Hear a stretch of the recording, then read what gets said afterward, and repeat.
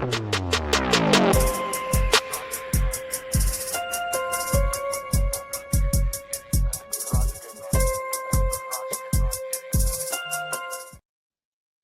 and peace, everybody. We're back up in the building. We're back. You saw the thumbnail, you saw the title. So you know what we're going to talk about. Tonight, we're going to take the time to parse through what has been basically dubbed the Black Christian response to Charlie Kirk. So Lecrae, he's a music artist and a podcaster. He had two Christians on his channel. One is a Democrat, one is a Republican. And they were having a discussion about Charlie Kirk. So what I decided to do was I was going to have a discussion. I'm a Christian. My brother Brian is also a Christian. And we're going to listen to Lecrae and then just kind of, I'm in the conversation and add our 2 cents in there and see if we can make $1. Grace and peace, Brian. How are you, friend? What's going on, Dr. JWhit? Man, look, this is my first time on with you, man, since you rebranded, man. I love the new look. Love the thank you, man. intro, bro. Well, thank you, friend. I appreciate it, man. Good to have you. If you're not familiar, Brian is a friend of this channel. We go way back like 8-track. He is an author, a fantastic author. But you know what? I am not going to tell you what the book that he wrote is about. What I want you to do down in the description is is the link to Brian's book. I want you to go check it out. If you're at all interested in this social, cultural war that we're in, earlier, I talked about all the stuff that we're fighting is downstream of culture. Culture is the battlefront. Everything else is just really ancillary collateral damage, but culture is the battlefront. If you're at all interested in that, I got this book I can sell you. Well, I know Brian got this book he can say. Check it out down in the description below. All right, Brian, you ready? Let's do it, man. Let's get at it. Let's get active. Here we go, ladies and gentlemen. We heard shot. Oh my God! There's been a shooting. There were gunshots. Charlie Kirk was shot dead. On the rooftop is the figure of the assassin. I think he deserved it. The number one lesson the church should have wanted people to get out of this was very simply, this was tragic, wicked, and it never should have happened. No one deserves to get killed for expressing their opinion. And unfortunately, I think a lot of people on the left said that, but then they said, but real quick. Donald Trump was accused of treason. He was impeached twice. He had his home raided. And then now a young, charismatic general from his movement is assassinated. They view this as deeper than toxic rhetoric. Livelihoods are at stake. It seemed like every Christian was like, hey, you have to say something about this. You were so vocal about George Floyd. You were so vocal about all these people. Why are you not vocal about Charlie Kirk? You create a company close to being a fascist. That's all it is. Can you name one thing I believe that's fascist? You believe that, like, you are... One of the worst things you can call somebody is a fascist. Most people couldn't define it if you gave it to them. But again, words have meaning. The way that you're provoking people has consequences. The ideas that you put out into the public square have consequences. The last tweet I sent out about Charlie Kirk, probably in July, was basically saying something he said was racist. We haven't really grappled with the goals of political violence, which I think is to make you say, I have children, I have a family. I can't afford to put myself out there that way. If nothing else happened but the image of Charlie Kirk being assassinated, the assassin achieved its goal. I do think that the right, in some instances, was very opportunistic. The left caused this. Mm-hmm. They're completely to blame for this. I mean, there were opportunists out there, but very, very, very polarizing views on Charlie's death on the left and the right. People say he's a martyr for the Christian faith. On the opposite side, I've heard people cheering for his death, saying this is what he deserved. With views like this on the sides being the most highlighted vantage points, what's a healthy perspective? I'm glad you brought that up because this is the deep end with Lecrae. Well, unless you have just unattached yourself from the news, from social media, from any type of media, you know about the brutal and horrific assassination of Charlie Kirk. It has permeated our timelines, our worlds, and information about him, regardless of your perspective on him, has been made available everywhere. I personally was not very aware of all who Charlie Kirk was. I did know of him, and I'd seen a couple of his clips, but my algorithm did not feed me a lot of information about him. And I was taken aback, after his murder, not simply because someone was murdered, but in the way in which it happened, and the motive, and the implications and the impact.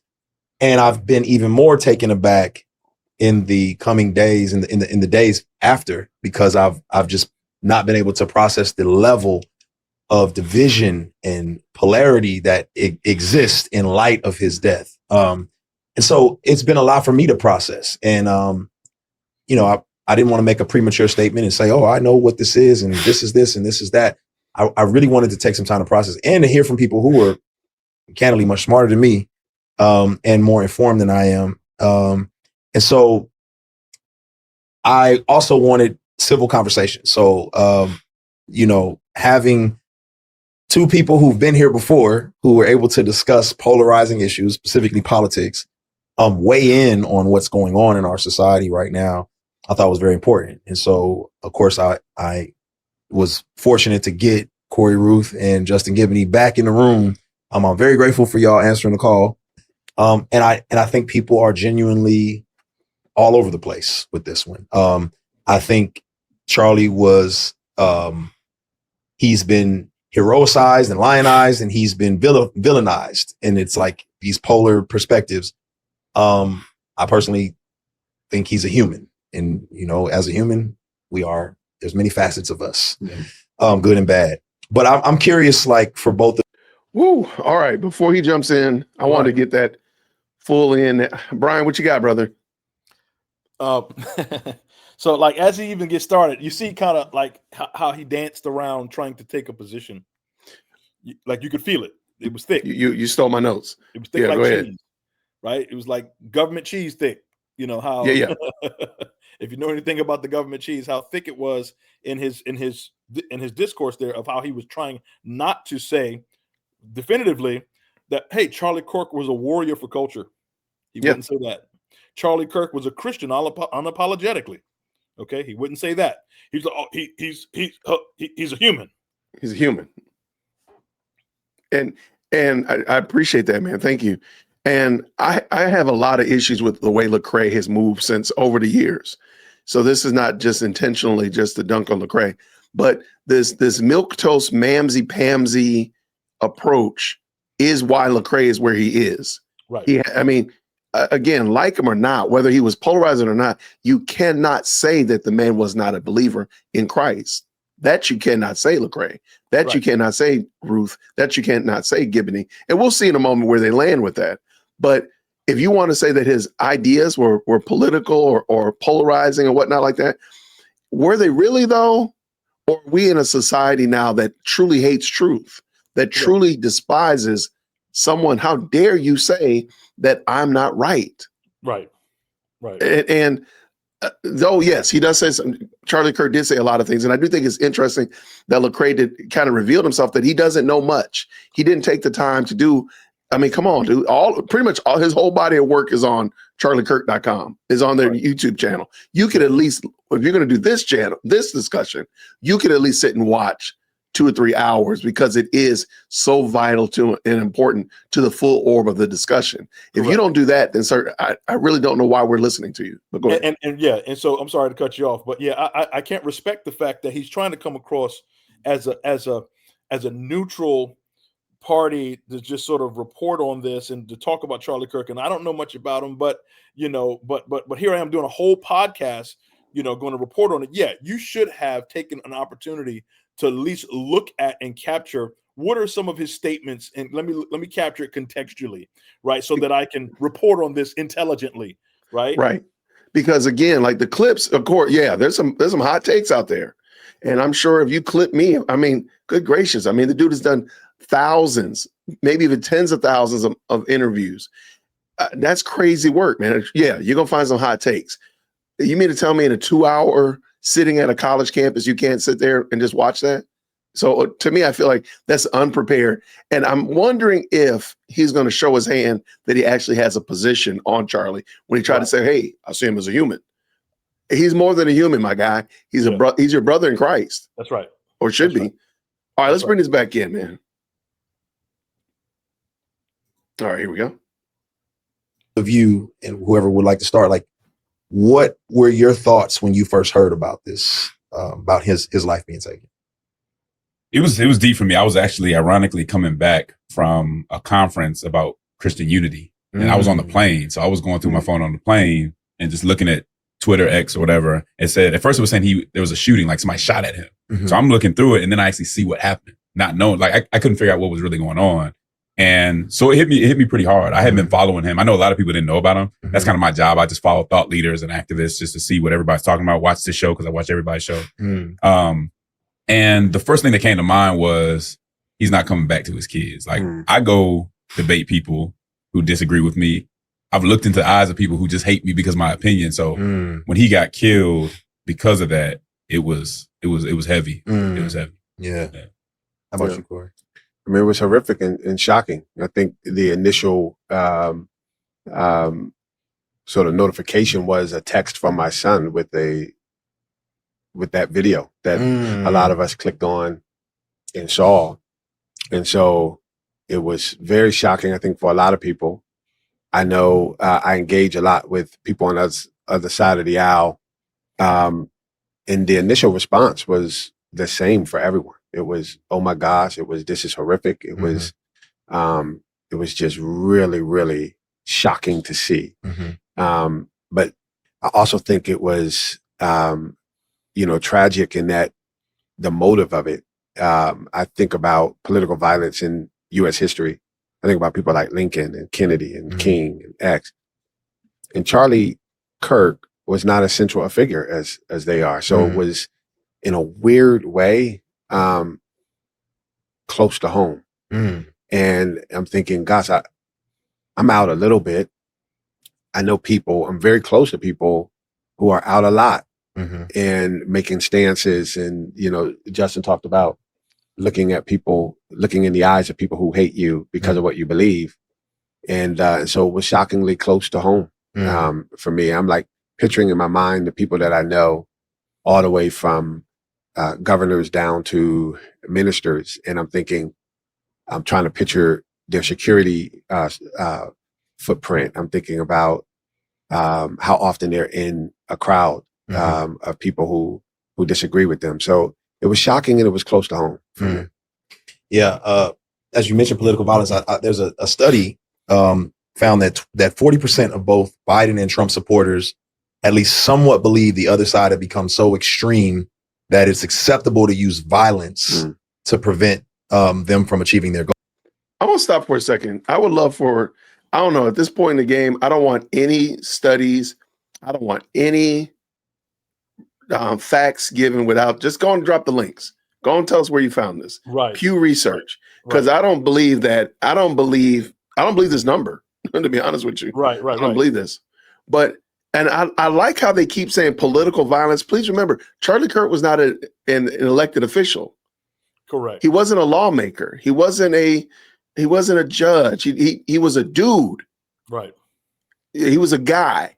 Right. And they're like, we keep using this political violence as if that gives it justification. Like, oh, political. No, this is outright wickedness on a scale that we can't use political, politics to shroud it. This is evil. Yeah. And just call it what it is. And let's not, and to your point, Jason, what they're not saying, and in that he's saying political violence, that this individual who killed Charlie Kirk flat out hated the words that came out of Charlie Kirk's mouth because the things that he talked about were around moral issues.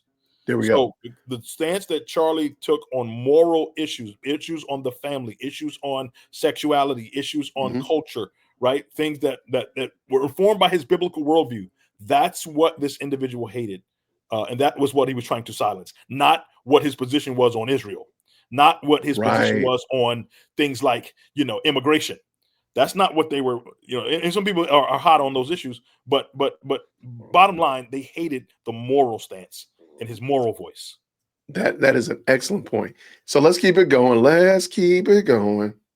I'm just curious for both of you, how do you think we got here? I know there's a history of political violence, but just to a place where we think it's acceptable to where there are people not shocked, but like, yeah, of course, like casual in their views on it. Like, how did we get here? And like, how do we get to a place where we're okay with murdering a person we disagree with? I'm gonna let you go, Brian, because I'm sorry. I got a lot I want to say about this point. and so he's talking about, murdering. So how do we get to the point where we're murdering someone that we disagree with? Yeah. Again, at the forefront of this issue, we're talking about people who in the public square are putting forth worldview. Okay. Mm-hmm. So let's start there. Right. And so, my pastor, when he, the Sunday morning of the week of Charlie's death, my pastor made this statement. He said, listen, Charlie Kirk was in the public square giving a biblical worldview that informed his politics, and our politics inform how we operate in culture. Right. And he didn't necessarily say it in that fashion, but our biblical worldview inform how we move about in our politics, and our politics, informed by our biblical worldview, impact culture, right? And so, because he talked about things he talked about with regard to the nuclear family, abortion, and all these things, they were informed by his biblical worldview. And so, when people are angry, they're angry because you take a hard stance, right, from a moral position. And often, if they would listen to Charlie's debates and discourse, people would often ask him, what makes you a moral authority to take that position? That's where people would land when they would talk to Charlie. And I just want to point this out. How did we get here to this place? Is because we don't care about the sanctity of life, because we don't care about family. We've cheapened family structure, and men are only valuable as much as they can contribute monetarily to the family. We've cheapened all of that. And I'm sorry to say this, what party pushed that idea to where it is today? That's Lecrae. That's Lecrae. That's your party. Justin Gibney, that's your party. Democrats, that's your party. You got to eat that. So we can't just say, oh, Trump was deporting illegals. No, but they were staying alive, though. Right.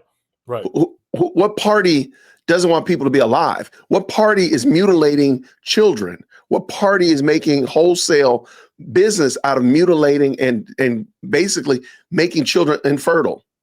That's not us. Y'all got to eat that.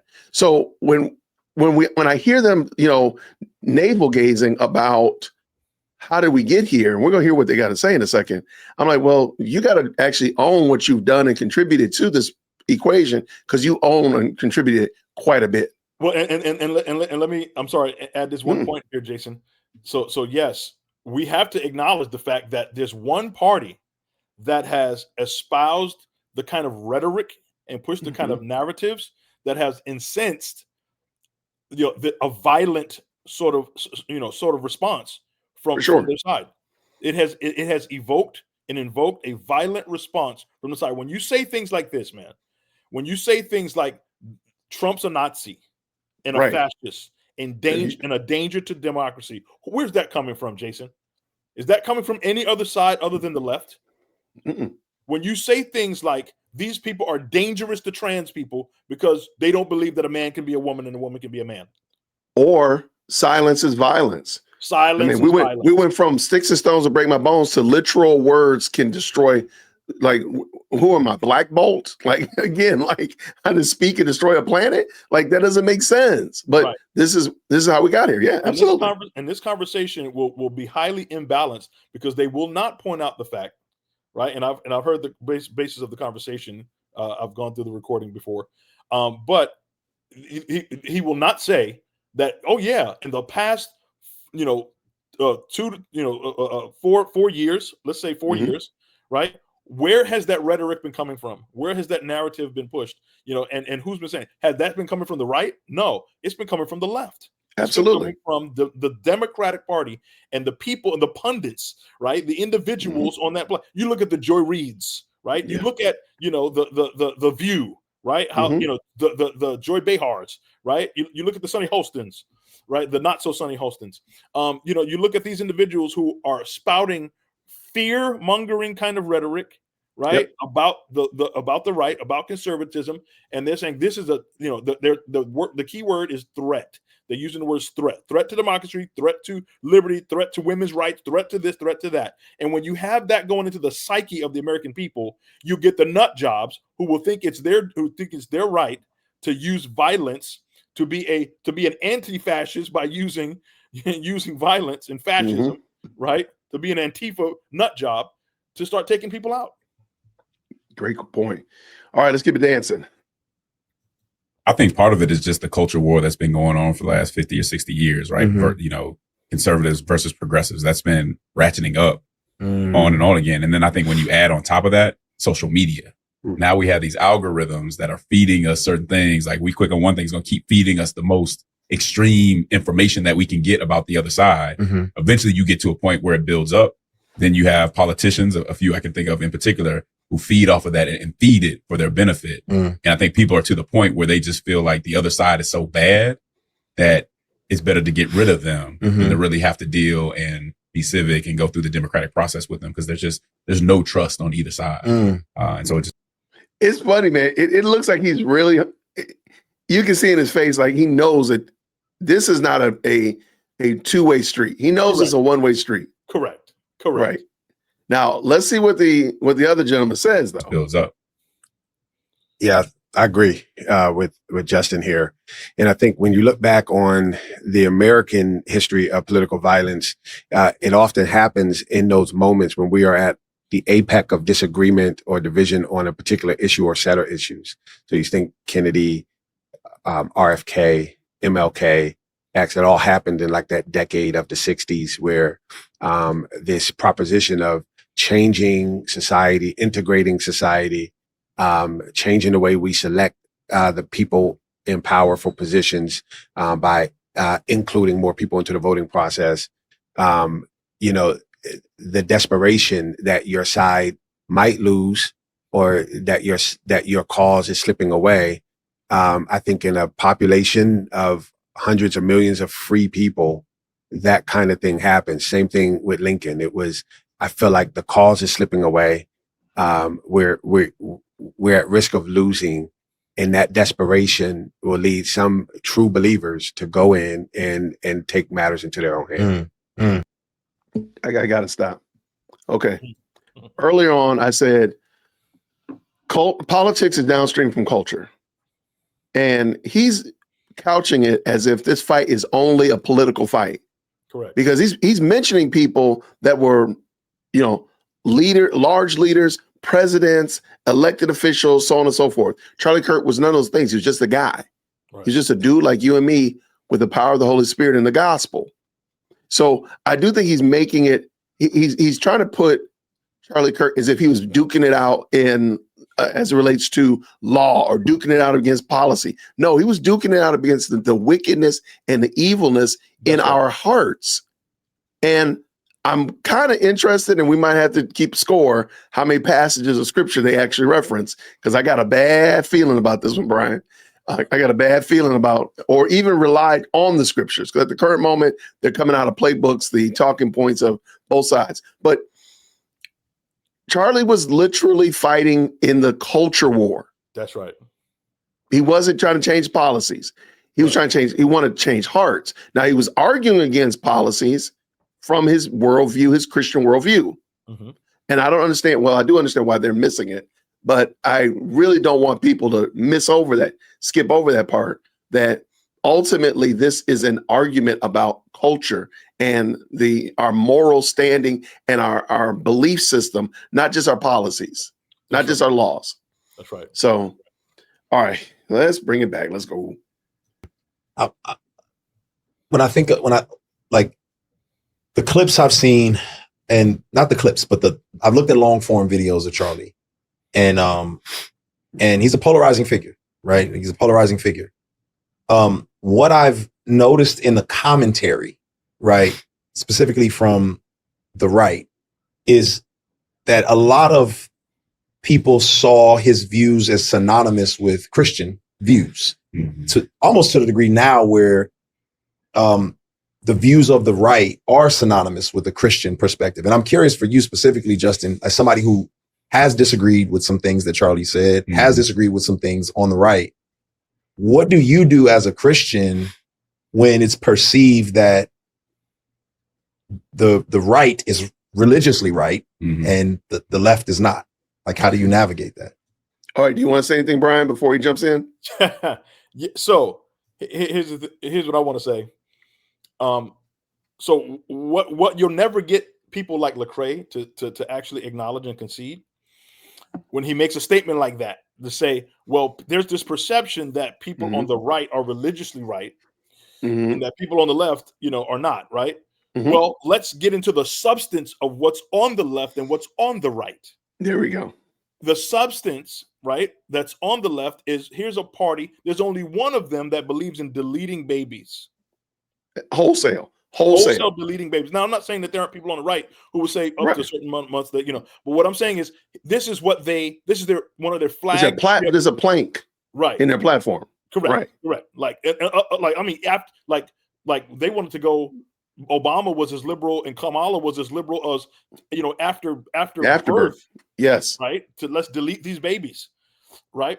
There's only one party that signed into legislation that pushed for same-sex marriage.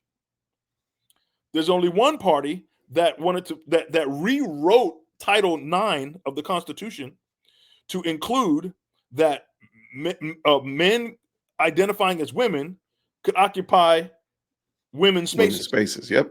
As women. There's only one party that said let's create a border situation that which allows people to just flood into our nation, and then we'll use our dollars and our resources to fund this, right? And so our national identity is being eroded, and our economic stability in some ways is being eroded. Our economic and our security of our borders were being compromised by their stance that everybody can just come into our nation, and that's not okay. No, I agree 1,000%. So I can go on, right? It's only one party that was telling you, like, let's mutilate your children without your parental consent. There's only one party doing all these things, and you're telling me that as a Christian you have nothing to say about those things. As a Christian, you're saying you're this neutral party in the middle. And, right. Well, I think there's evil on both sides, and I think there's arguments on both sides. No, there's only one party that's pushing that. Now, on the right, we're saying let's secure our borders because there's a such thing as national identity and national security, and our government stands as the entity to preserve its people and to protect its people. There's only one party that says, listen, let's talk about the nuclear family. We don't hear that on the left.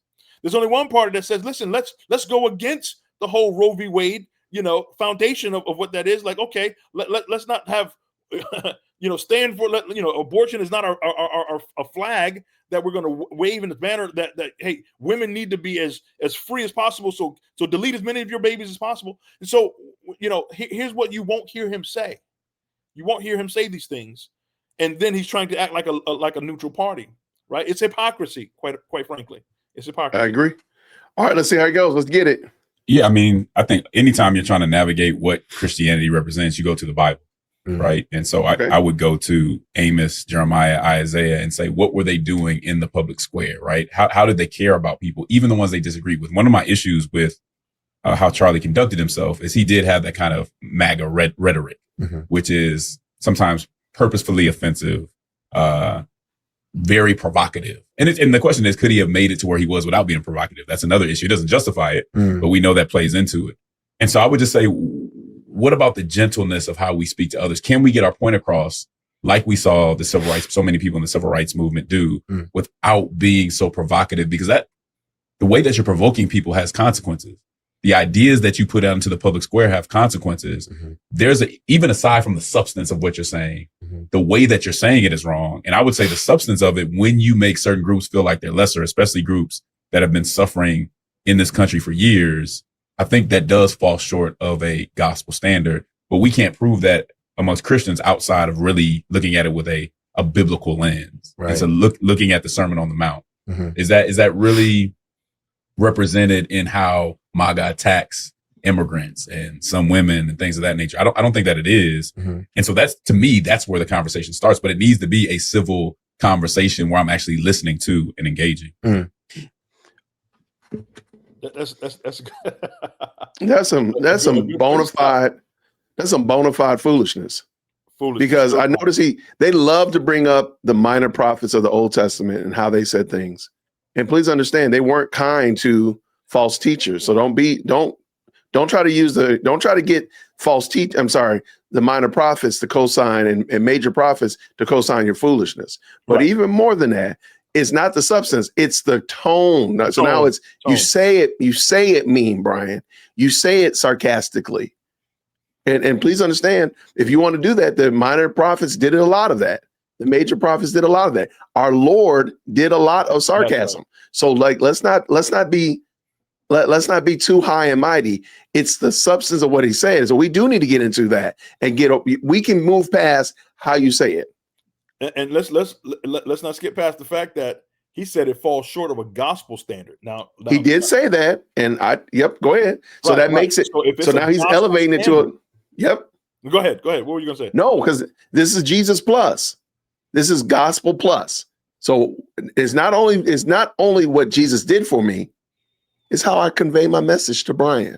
Right. That is now gospel centric. So the fact that all that Christ did for me, now I got a little box that's been added that I need to make sure I speak to Brian nicely, and I don't hurt Brian's feelings. Right. And I'm saying it in a non-MAGA way, a non-provocative way. Sir, I don't think you want to do that. Right. So he's saying a hallmark of the MAGA way was to be purposely offensive and purposely obtuse, right? And that falls short of a gospel standard. So first of all, where's that in the Bible? Where is that? He invoked the Sermon on the Mount. And the Sermon on the Mount was Jesus saying, "Thou shalt be nice to your neighbor." Was that an 11th commandment that Jesus was given? Thou shalt say it nicely. I don't think so. No, it's not there, right? And so, in fact, when Jesus was talking to hypocrites, I don't recall where Jesus was saying it nice. I don't recall what John the Baptist was saying it nice, where he was calling people out for sin. You're a brood of vipers. Jesus said you're a bunch of whitewashed tombs. You white and cleaned up on the outside, but you're wicked inside. That doesn't sound like a tone. I see Jesus in the temple, right? Like, Jesus in the temple, putting together a cord of whips and saying, "Look, you made my father's house a den of thieves, and it's supposed to be a house of prayer." And he's now inflicting wrath upon the people. You're trying to tell me that there's no room for righteous indignation in the way we speak to issues regarding morals? Man, you sound like a clown.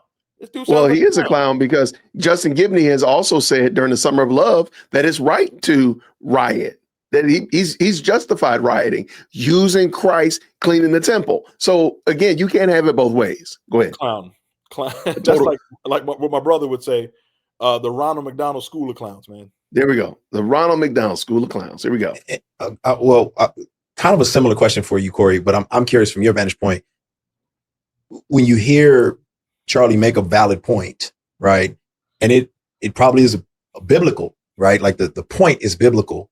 Do you look at an opposing view, or shall I say not an opposing view, but do you look at the left as unbiblical, right? Like, because a lot of people will say, well, the right is the more moral tribe. That's what the narrative is out there. And I'm just curious for you, is there room for you to say, no, someone on the left actually can see things from the right vantage point?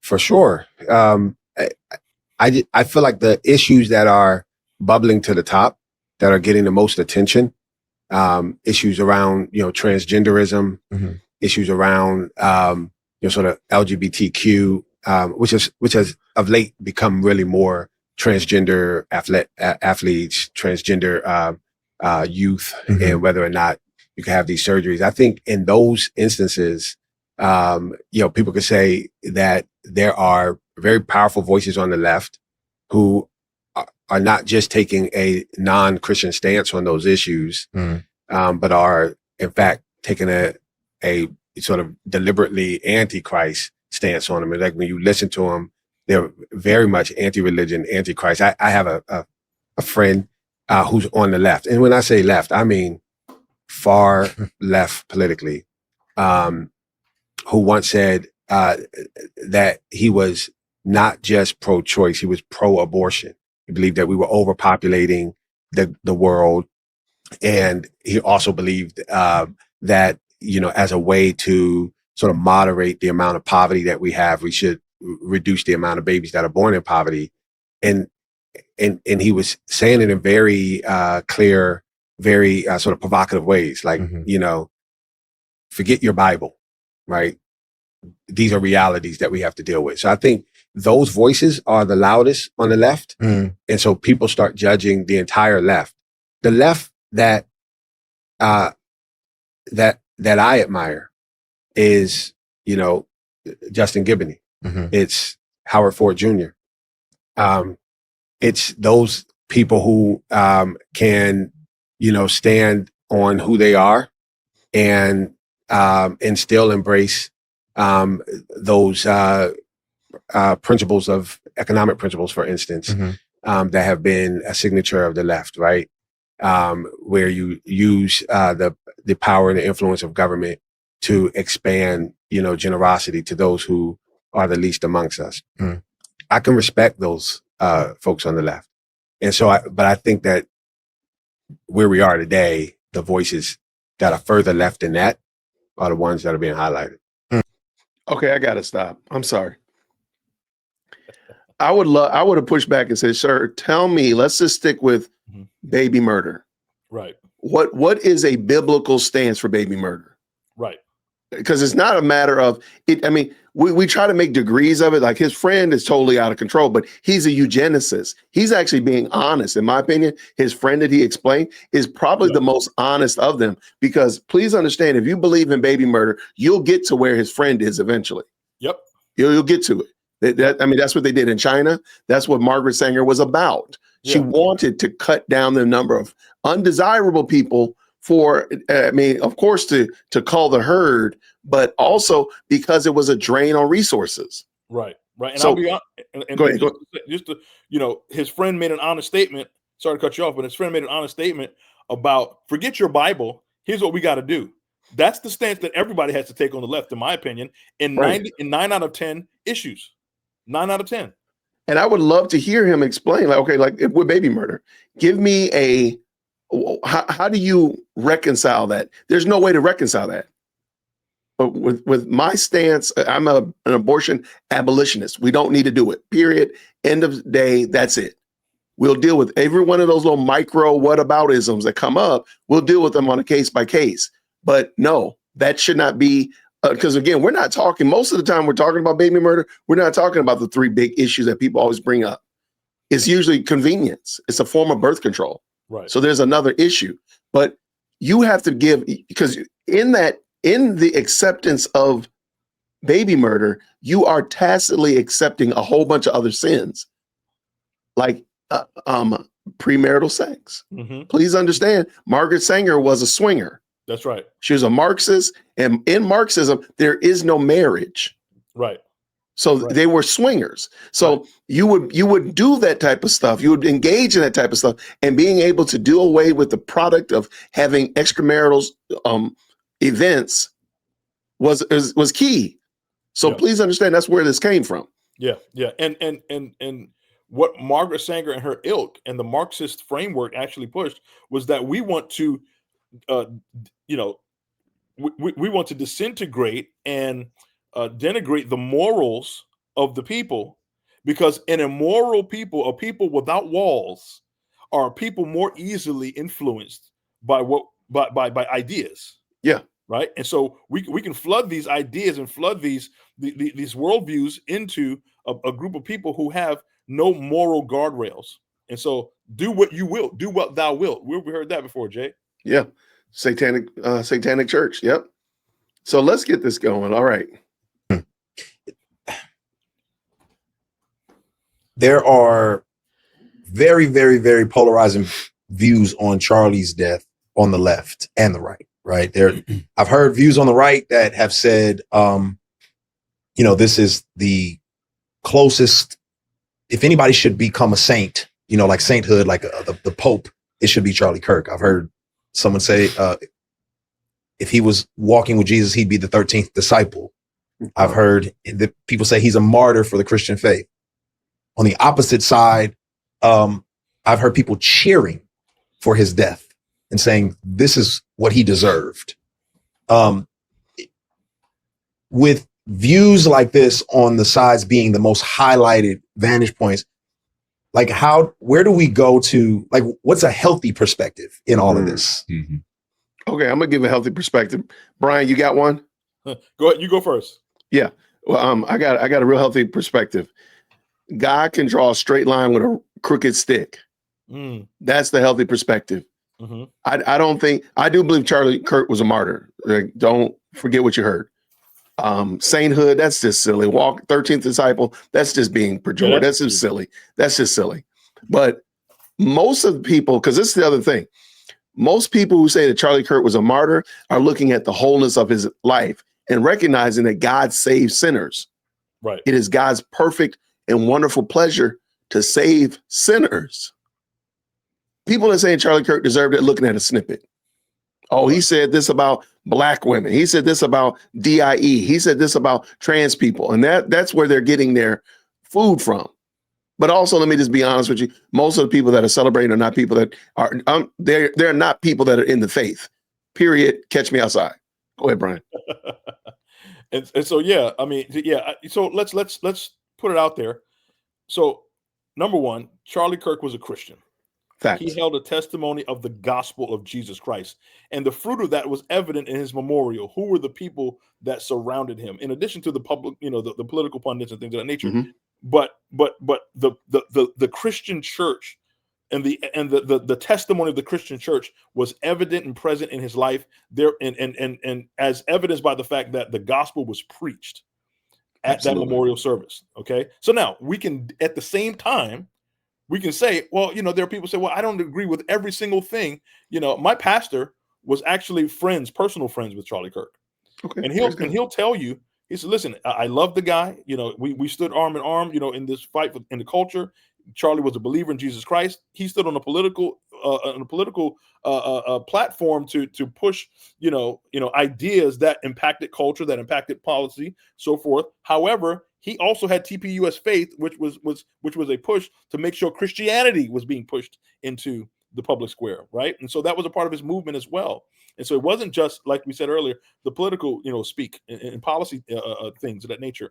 But he was a heralder of the gospel. I've watched countless videos in which he, at the end of his conversations and discourse on those campuses, he gave the gospel. People began asking him questions more about the Bible, more so than any other topic for the most part in the latest years that he, in his latest outings, right? Right. So it was upon that basis that we have to say that, yes, if he died doing that very thing, right? He died for the cause of Christ, of his Lord, of his faith. He died for his faith. Now, again, do we put him in a case of he's a martyr like Stephen, like the first martyr, the first martyr of the church? Oh, no, we're not saying that, right? Well, however, he died for his faith because his faith informed and influenced what he did and why he did it. Facts. If you pick up Fox's Book of Martyrs, I keep telling people, I just finished reading it again. No, there's some martyrs in here that died that were jacked up. There were people in here, and again, I'm not saying this is inspired by God, the Holy Spirit, but there's some martyrs that fall under the great cloud of witnesses that are jacked up. Yeah, that's all I'm saying. They're martyrs who have weak faith in a strong bridge. So they died trusting in our King. They didn't have strong faith in a weak bridge. They had weak faith. They were barely holding on by a shoestring. Right.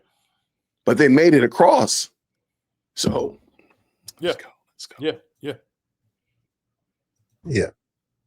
I would say I think this was a moment where the church needed to have moral clarity. And I'll be honest with you, I'm disappointed in both sides and how they responded. And I'm, like you said before, I'm center left on some issues. I don't find it to be my job to defend progressives because I think progressives get a lot wrong. But even if you look at it from kind of the center left of the church, I think we missed an opportunity because one of the biggest parts of moral clarity is rightly ordering and prioritizing things. And the number one lesson the church should have wanted people to get out of this was very simply, this was tragic, wicked, and it never should have happened. Our main message should have been, no one deserves to get killed for expressing their opinion. Whether it's a bad opinion or good opinion, this never should have happened. And unfortunately, I think a lot of people on the left said that, but then they said, but real quick. Now there are people way far that were celebrating it, but that's not most people weren't celebrating it. But what some folks did was like, I got to say it's wrong. So yeah, it's wrong, but let me throw my whole agenda out there. Let me make sure that my narrative is very clear. So instead of saying, pausing, sometimes you just got to put that period there and say, this was wrong. Let's sit on that for a week. Let's sit on that during my sermon. I think the problem is it got very tribal. And with tribalism, within the culture war, you got to make sure, he better not get too much credit. If I let that sit too long, it might convince people he was the greatest person ever. So now I can't just say it shouldn't have happened and let people really marinate on that. I got to say, but this, but that. I got to give sermons where I'm trying to give a viral clip. That wasn't necessary. Sometimes you just got to say, as a church, sometimes you got to sit on it because that's grace. And you got to believe me sitting on the main priority, the main lesson of this is not going to make the world blow up. We would have survived if nobody had to go off on, questioning whether he was saved and naming every single thing. There's room. I'm not saying don't have that discussion. That discussion needs to be had. Sure. Did it need to be had immediately? That's right. Did it hurt the moral clarity of the moment? The last tweet I sent out about Charlie Kirk, probably in July, was basically saying something he said was racist. So I had plenty of issues with some of the things Charlie Kirk said. Yeah. It wasn't about me. Yeah. It wasn't about my narrative. It wasn't about making sure, oh man, they could actually get some points for this. You're missing the whole point. And so I think when we went from this was wrong, but so quickly, we lost the whole point. It's like if I go up to you and I'm like, man, you lied to me or you did something. You're like, yeah, I know I lied to you, but I know you didn't really process or you don't really internalize that because you said but too quickly. That's true. And that's exactly what I think a lot of people in the church did because they were afraid, based on the culture war, that somehow the other side would get an advantage if they didn't express their whole agenda and narrative. That's good. Immediately. Go ahead, Brian. Yeah, and so let's address the big question in the room, right? The big elephant question. Charlie Kirk was not a racist. Okay. Period. Charlie Kirk was not a racist. And so what he's talking about are these black churches like the Freddie Haynes' churches and, I forget what the other dude named, like the Jamal Bryant's. They talked about how he was a white supremacist and a racist. That's a lie. Let me go on record and say this. Every pastor, every individual, I have zero respect for these men. I have zero respect for these men who took that position that he was some sort of racist, white supremacist, and they would on one hand, just like he said, that shouldn't have happened, but they took it as an opportunity to say, but he was a racist and this and that. Listen, they slandered this man. They slandered who he was. They are liars and slanderers. Every pastor who said that, every black pastor, every individual, they are liars and slanderers. Now, here's why. Let's substantiate that. Let's talk about why he was not, because they lied about what his stance on was DEI. Yes, Charlie Kirk was against DEI. He said DEI, is a system and a practice that uses partiality to push people to the front of the line in order to give them something that they didn't earn. That is facts. That's truth. Okay, he would say that when he put forth statistics about the black community, 70% of black fathers are absent from the home. Well, you're talking to the guy that wrote a whole book about it, so I agree with it. Right, but for him to say it, that made him racist because what was he doing? He's making black people look bad. He's lowering this thing or lowering the dignity of black people publicly, right? By saying that. And the issue is that, like Larry Elder, let me quote Larry Elder. I love what Larry Elder says about this. He says, listen, black people in America have become these children to whom the truth can't be told. Correct. Period. And so that's what we're seeing, the backlash of these black pastors that are angry and calling them white supremacists on that basis. Let me tell you what Jason, you remember what a white supremacist is? Like, we know how white supremacists talk. Right. White supremacists use the N-word. White supremacists will say, them N-words ain't as good as I am. Like, they're not as good as those dusted, dirty N-words. We know how white supremacists talk. Right? White supremacists, they spout hatred. Hatred meaning, the old time hatred, where I hate you because you're lesser than me. I hate you because you're different from me. That's not who Charlie Kirk was. They're saying that his speech was hateful because it made people feel bad. Let me also add, it's hateful because he's saying the obvious thing, but he's not the right person to say it. He's not the right person to say it. You can't say the obvious thing like 70% of black children born in a single parent home to single mothers. You can't say that as a white man. You can't state the obvious fact. Correct. Charlie Kirk also said that the civil rights movement was a mistake. Right. And what was the a lot of people look. What was the context? Well, yeah. I'm always going to say, like, you got to read the context of how he said it. But let me just ask people, how were we doing in the 30s, 40s, and 50s before the civil rights movement? Have that honest look back before you get in your feelings, because maybe I'm wrong. Before you thug it out with your thumbs, I could be wrong, but just go back and look. How were black people moving 30s, 40s, and 50s? Before the 60s and the civil rights movement, how were we moving? And then ask yourself, were we doing better? So is it fair to say that maybe it is possible that something that we did in the 60s resulted in the problems that we're experiencing today? I'm only asking the question, and I would like you to look at it before you thug it out in the comment section. And I think you might come to the conclusion that maybe there was a mistake made. Maybe it was a mistake. Maybe it wasn't done the way that it needed to be done. And I can say emphatically, I know it was a mistake because it took the focus off of the local church. That's right. To the central government. I mean, so that'd be your Gold Dome, your City Hall, all that kind of stuff. They marched us right there. That is a problem. End of sentence. You don't have to go any further. That's it. That's the problem. Yeah. So, and to add to that, the other context of his statement about the civil rights movement was not that the fact that black people got civil rights, that's bad. That's not what he was saying. What he was saying is that the net was cast too wide in that it ended up including LGBTQ people, and that they were able to ride the coattails of the civil rights movement of black people by now attaching themselves as now victims who classified under the civil rights movement in that they were equated to black. So, like they became the new black, right? Because now we see it now. We can see a white man pretending like he's a woman getting more preferential treatment. That's right. Getting elevated above a natural born black woman. That's right. And so tell me, right, and under DEI and all other kind of pushes. So I think he might be onto something. So go back and look before you thug it out. Look and say, you know what? The net was a little bit too wide. That's right. We didn't need to catch all this because we done caught a whole bunch of foolishness, and now you can't clean all that fish. And if I said this one last thing, right? Don't forget, number one, DEI only benefit 4% of the DEI hires, 4% of what DEI, the whole initiatives did benefited black people. 4%, right? The rest of it went to white folks, white women, and LGBTQ folks. So you're telling me that as proof positive that the civil rights net was cast too wide? Absolutely, he was right in what he said. Now, the other aspect of that, that he talked about how people were saying he got backlash because he said Ketanji Brown Jackson, she didn't have intellectual brain power to do this. The context in which he said that, again, if you keep listening, the context in which he said that is because she was asked the question, "What is a woman?" and she couldn't answer the question.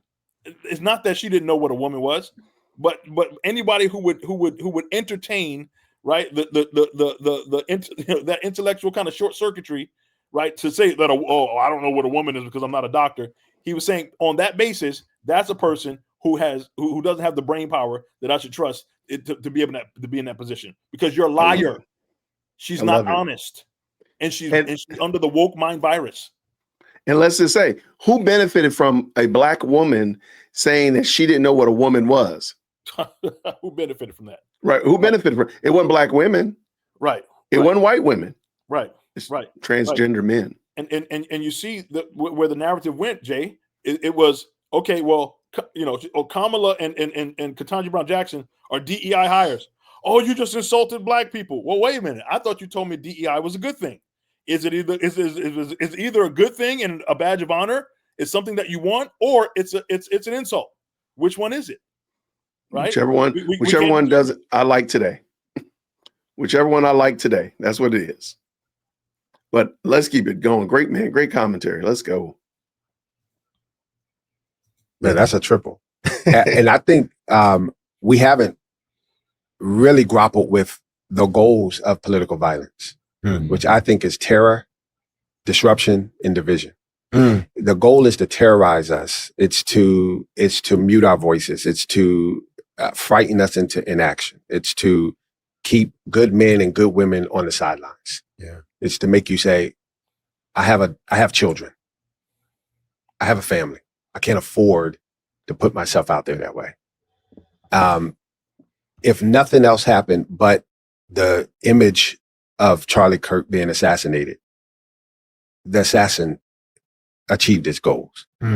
Disruption is where political violence has as a goal to disrupt the organization or the movement or the institution or the process. So if you think of Abraham Lincoln, the goal was, hey, we just closed a civil war. We got a country that's less than 100 years old. If we take out Abraham Lincoln, let's challenge whether America can peaceably transfer power. And that's the goal, right? If I can strike at the right place in the org chart, that I will splinter this movement. And then the final one is division. And division is the toughest one, because every human relationship has division in it necessarily. I mean, I don't care how healthy your marriage is, there's some underlining fault line of division that's there that you navigate as a married couple. And the goal of political violence is to say, I'm going to aggravate that fault line and see if I can end this relationship. And so we have regenerative cells in our body that if the process of regeneration is mutated, they turn into tumors. And that's the goal, to mutate our division, the underlying division that we have. And so when we go from the next days and weeks following an act of political violence straight to what Charlie Kirk did, said, or believed, I think we mutate that process. And, after Lincoln died, after his death, they ratified the 13th, 14th, and 15th Amendment. After Kennedy died, they pushed the landmark civil rights legislation within months. After King died, 7 days later, they pushed more landmark civil rights legislation, effectively ending Jim Crow. And so I think that was a moment to say, how can we come together? What's the unifying symbol that we can present? That's the right response, not reminding ourselves why we were divided in the first place. Yeah, I agree with that. But I would also add, I do think, and I'd love to hear what you say about this, I do think that the right, in some instances, was very opportunistic, was very much, the left caused this, they're completely to blame for this, and they were trying to score political points based off this death, which to me is despicable as well. I thought there was there was a time when you can mourn. I'm gonna have some grace on how people mourn. Sure. Right? I'm not gonna try to. I did see some people in the left kind of policing. You can't say this. I'll give you some grace. We can have that conversation later. But I saw a lot of trying to put political points on the board before the man was even, placed into the ground. You know what I'm saying? There was a lot of that going on. And so I found that to be problematic too. Did you? And I know you asking the questions. All right, I'm gonna just real quick because I don't want to be super long. What he said about political violence, I agree with it. I think he's right. There's no scriptural biblical response for what he said. So sadly, the people that he's referring to have to duke this out without any real weaponry. They have to duke this out with the weapons of our flesh, really the weapons that got us here. There's no biblical response for division and terror and silencing and whatever he was saying. None at all. Lastly, Gibbony, I'm sorry, sir, you're speaking with a forked tongue. Your team loves to dunk on us. Whenever something happens, the very first thing, the bullets are not out the chamber before y'all start talking about gun rights, gun laws, loopholes, gun show loopholes, blah, blah, blah. Your team doesn't even, the smoke is still in the room and y'all do it. So stop acting like that. No, man, if our team said y'all is wrong and we call it out quickly, so what? Your team does it all the time. But I think it's adorable that he's overlooking most of these events that have happened this year have been y'all. Right. You're really going to be hard pressed to, really, the last couple of years, you're going to be hard pressed to show me that we are just wilding out like y'all are. Right. And what he didn't say is that, first of all, they came right out there. Like I heard Jamel Hill, it's the irony that it was a white guy and he was from a Christian home. First of all, he was radicalized by leftist thinking. So regardless of what home he came out of, he was a trans-loving gay guy, who hated, the worldview that Charlie Kirk espoused. Yes, he was radicalized by the left, regardless of what kind of home he came out of. Right, and just because he didn't vote for Trump, put it that way. It wasn't the guy that voted conservative values. Right. Now that I can tell you. Now that I feel comfortable in saying. So I think Gibney is speaking again with forked tongue for sure. Even in how he's smiling right here. Like, I want to hear what you guys say about that. No, I did. And I do think that there were opportunists out there, but I'm glad you brought that up because historically the political act of political violence is sort of a part of a period of political unrest. Mm-hmm. And so I think we're in that period right now. The disagreement, the level of impact, the level of importance, the stakes of who wins and who loses on these points of disagreement are so big and has been going on probably for a decade now of this level of contention. So not to place a value one way or the other, but I just want you to see from the eyes of a MAGA Republican. Mm-hmm. Donald Trump was accused of treason. He had his first 2 years under investigation, whether or not he conspired with Russia to steal the 2016 election. He was impeached twice. He had at least 7 people in his inner circle, including 2 cabinet level people, jailed and bankrupted. He had his home raided. They tried to bankrupt him through 2 civil cases, right? Where the prosecutors at state level set the bond at nearly the very amount that he had left in the bank. Mm-hmm. He had 91 charges brought against him across local, state, and federal jurisdictions. And then he had 2 credible assassination attempts. And then now a young, charismatic general from his movement is assassinated. They view this as deeper than toxic rhetoric. Mm. They see this as existential. Mm. They're saying not only are our lives at stake here, and our livelihoods are at stake here, they're jailing us. They're raiding our homes. Roger Stone had his home raided.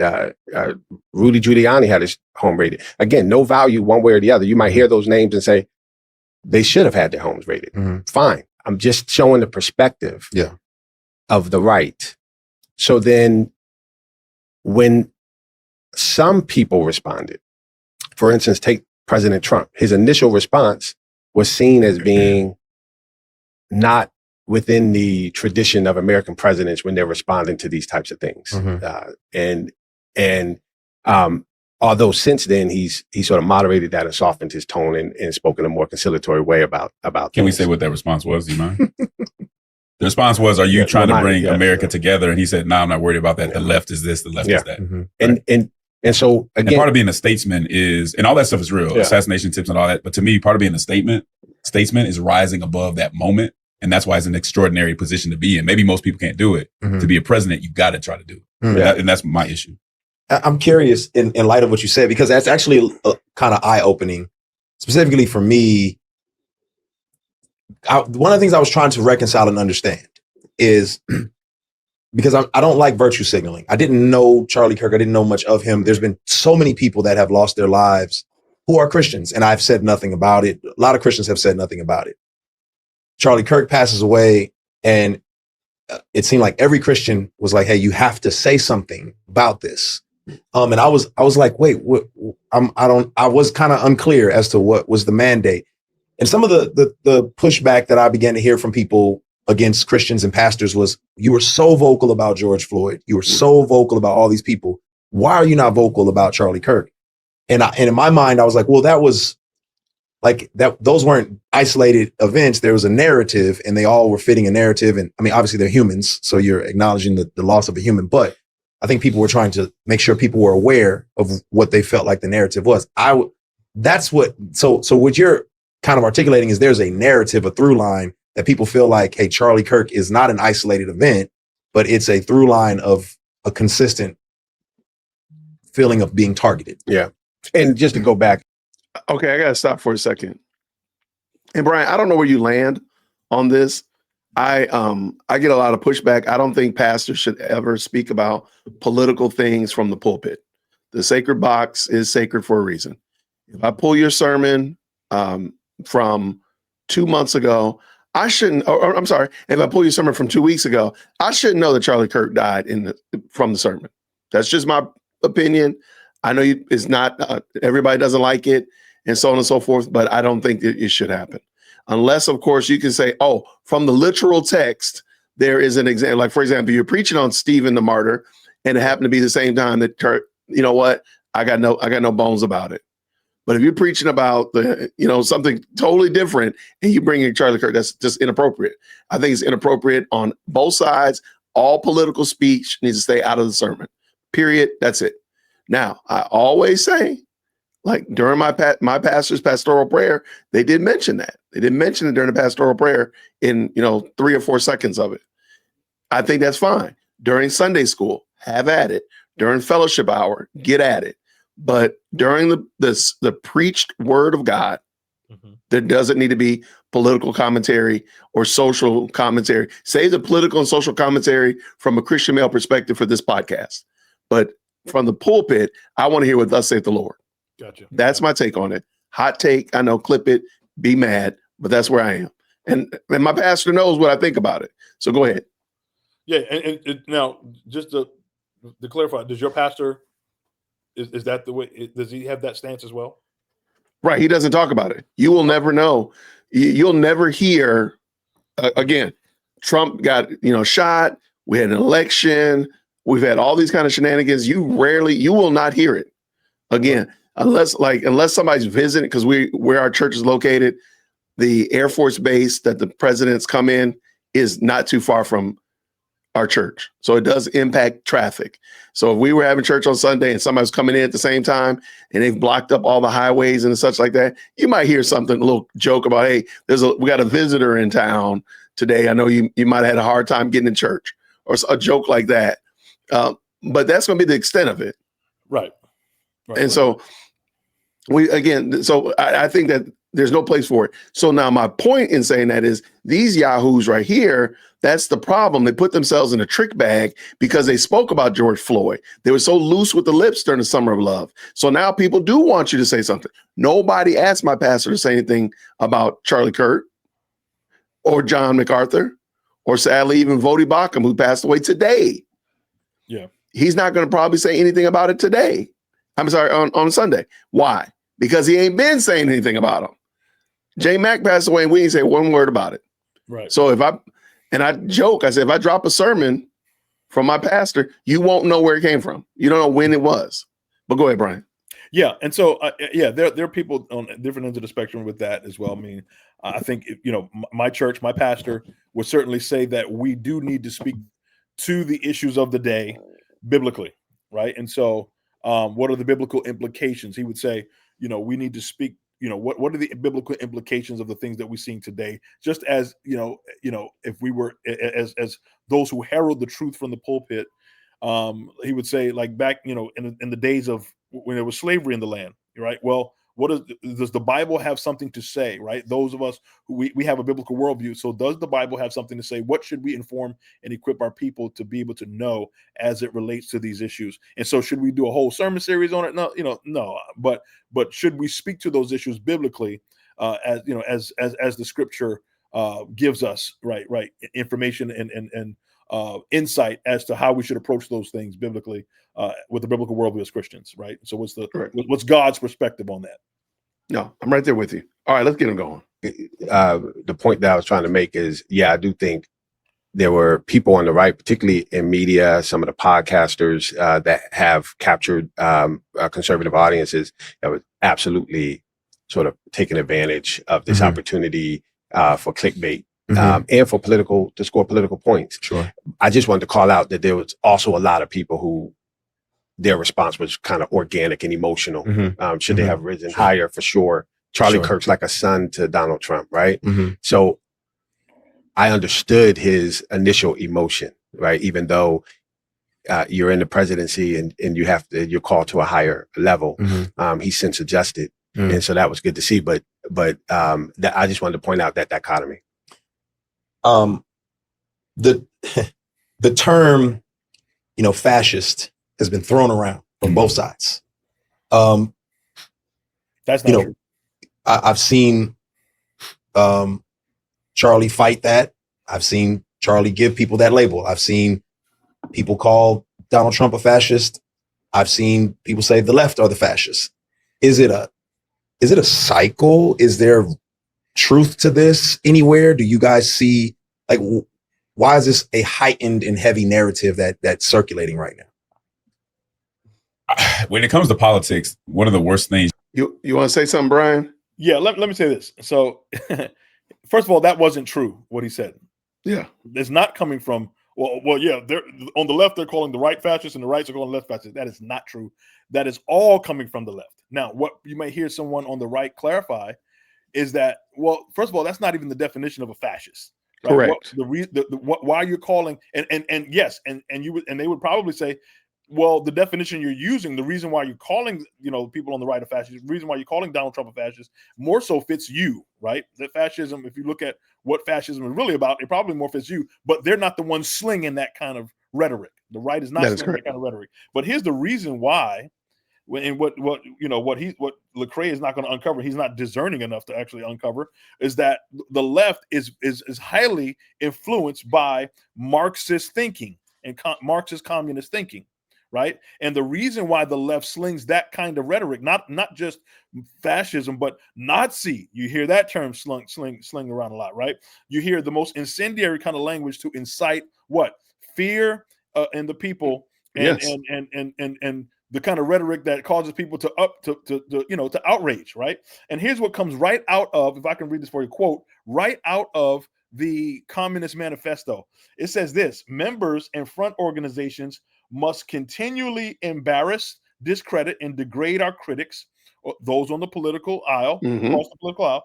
When obstructionists become too irritating, label them as fascists, label them as Nazis, as anti-Semitic. Constantly associate those who oppose us with those names which already have a bad smell. The association will, after enough repetition, become fact in the public mind. End quote. Man, shout out. I'm gonna have to drop the microphone, man. Let's go. You could call somebody is a fascist, I think, right? Which is forcing people telling people they can live a certain way, can't live another way, forcing kind of uniformity in certain areas. It's just a very authoritarian point of view. So when you're in a democracy, the worst thing you can call somebody is a fascist. Most people couldn't define it if you gave it to them. So there's one thing I might say is I disagree with a lot of the opinions of the administration. I'm not sure they fit the technical definition of fascism, right? Okay. Well, I'm pretty sure they don't, right? Okay. And that doesn't mean I agree with them. That just means words have meanings. And so when we throw that stuff around, people are using it. And if you ask them, I guarantee most of them are like, I can't really explain it. I know it's really bad and they're really bad. But we have to watch what we say in that regard.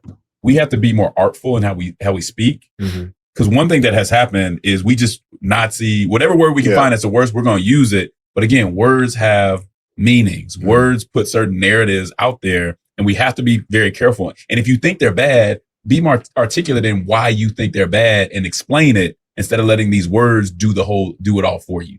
I think that's one of the issues that we have. We're just looking for the worst word. That's it. And we move with that. You would agree? Okay, I'm sorry. I just got to say this real quick. That's what Charlie was doing, though. Charlie was allowing you to have a discussion so you can hear him in 4K. Because I've put the ask out there, can you show me a liberal, progressive, Democrat that does what Charlie does? Right. I want to, or did. Right. I want to see it. Yeah. Because they don't. They're not emotionally mature enough to be able to handle it. They don't. And they're not. So that's what he did, though, Brian, Justin. So you should be extolling Charlie because he was allowing people to have that discussion. He wasn't just saying, oh, you're a liberal, I can't talk to you. Correct. Oh, you got blue hair, I'm not going to talk to you. You got a septum ring, disqualified. No, he was engaging with these people, young people on college campuses, because again, politics and all this stuff is downstream from culture. He knew that culture, aka the growth and maturity and machination of children, is what's going to affect. Those are going to be our doctors when we get old, our mechanics. Those are going to be our those are going to be our pilots. Those are going to be our military. Yeah. And he realized that addressing these people now and not saying we'll wait till they get out of college. No, we'll address you right now. Yeah. Was the way to go. That was absolutely the hallmark of Charlie's work that I appreciated, man. He opened dialogue from people from, if you were from far left to the right. He often said, he said, you know, he wanted to expose the fact that you don't see this kind of liberty coming from the left. You don't see this kind of open dialogue coming from the left. We're the only ones willing to dialogue and get at, why do you believe what you believe? Say it. And he did that so that he could often expose the fallacies in the points that people were making. He said, let them talk long enough. They'll hang themselves. Right. He's like, listen, you know, we want you to be able to say what you got to say. Prove your point. Show us that you can defend what you believe, rather than saying that you're just forwarding some talking point that you know, because you're caught up in the wind of in the spirit of the age, the zeitgeist of the day. Absolutely. Great catch, man. Let's keep it going. Let's roll. That's it. 100%. Like when people, you know, our democracy has survived a civil war, 4 presidential assassinations, the total collapse of our economy during the Great Depression. It has survived really, you know, contentious elections like the year 2000 and the year 2020. And the reason why so many people around the world admire our democracy, and the reason why our democracy is so long-lived, it's the longest continuous democracy in the world. Mm-hmm. It's because our institutions are very, very strong. It's because it's a constitutional republic. It's not a democracy. Stop that. Okay. I just want to say that. I'm gonna put it back. It's a constitutional republic. It's not a democracy. And our founders founded the country out of revolution, and they designed it so that it couldn't fall in revolution. Mm. And so I think we got to give a little credit to the strength and the stability of our democracy, which we take for granted. Mm-hmm. But there are hundreds of millions, if not billions, of people around the world who live in fledgling democracies or in authoritarian governments who wish they could be American, who idolize America, who do anything to get to this place. We see it with our immigration. Mm-hmm. And they live vicariously through the United States. Mm-hmm. And we have to be aware of that. So when we start talking like, hey, don't look to us, our democracy is fragile too, right? What is that going to do for democracy, the movement of democracy around the world? Historically, though, again, I mean, you would know better than me, but in my mind, I would imagine a democracy is where the left and the right, the Democrats or the Republicans, understand the process and understand like, well, everyone has an opportunity to have a voice, to have an opportunity to like, it's a dance. But it feels more as of late that both sides are like, no, our way is the way. Mm-hmm. Your way is not the way. Is that democracy? Like, it seems to undermine democracy in some sense. Well, I think you can have democracy, which. Okay, real quick. Well, they're using the word democracy. I don't like that part. I might cut that out of the video altogether. But you want to kick some wisdom so I don't throw it away? Well, you know, I mean, I don't have much commentary on that. But again, yeah, they're looking at democracy, right, as the vehicle. Like, okay, well, let's let everybody have a voice. But then we got to determine what they're not saying is that we have to determine, well, what voice is also in accord with what policies are going to best benefit society and preserve people. I agree.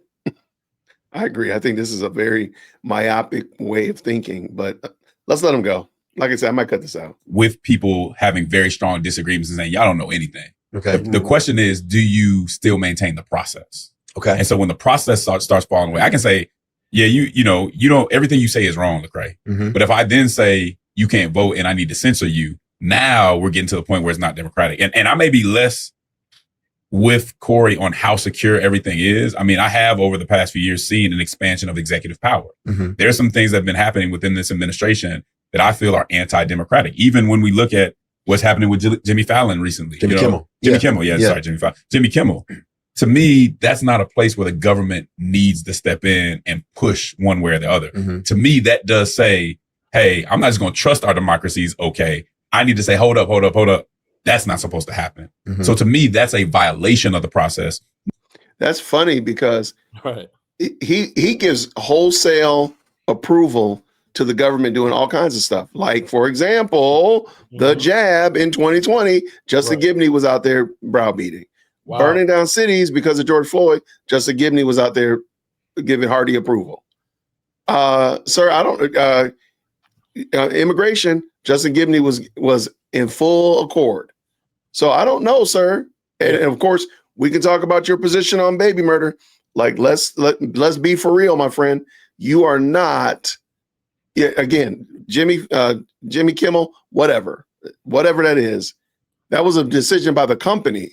The company. Now, I think the FCC chair. The government did not step in, and you didn't see the administration step in and say, "All right, we're gonna X that program. We're gonna silence that voice." No, like you said, it was the production company. Yeah. All right. I'm gonna stop. Let's go.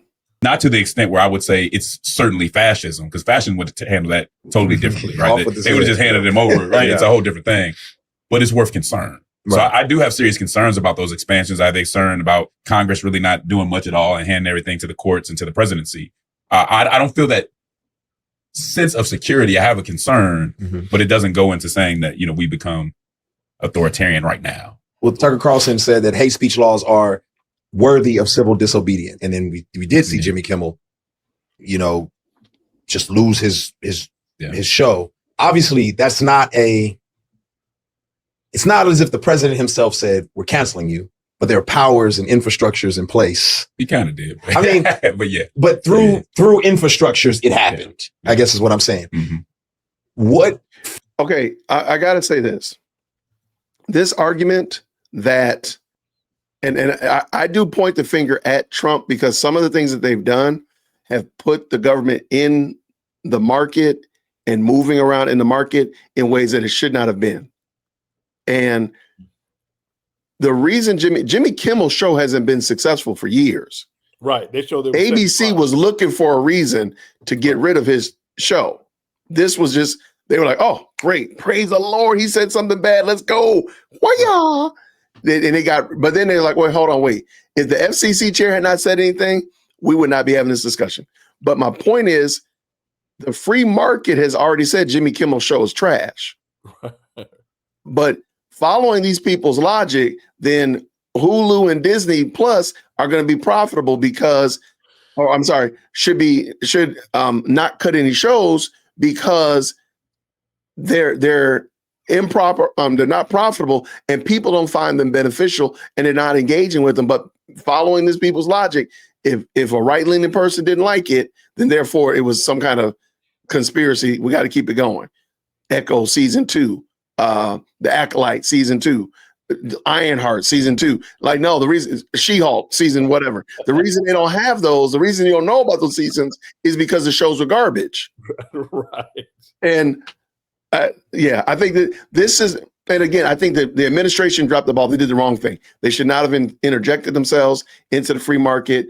As somebody said so eloquently, when you see your enemy ruining themselves, making a mistake, don't interrupt them. And we should just let them keep going and keep messing up and fumble the ball. The FCC chair should never said anything. Okay, go ahead. From somebody on the right, like, what do you say to that? I mean, the power of the executive, the legislative, and the judiciary expand and contrast. That's a democracy.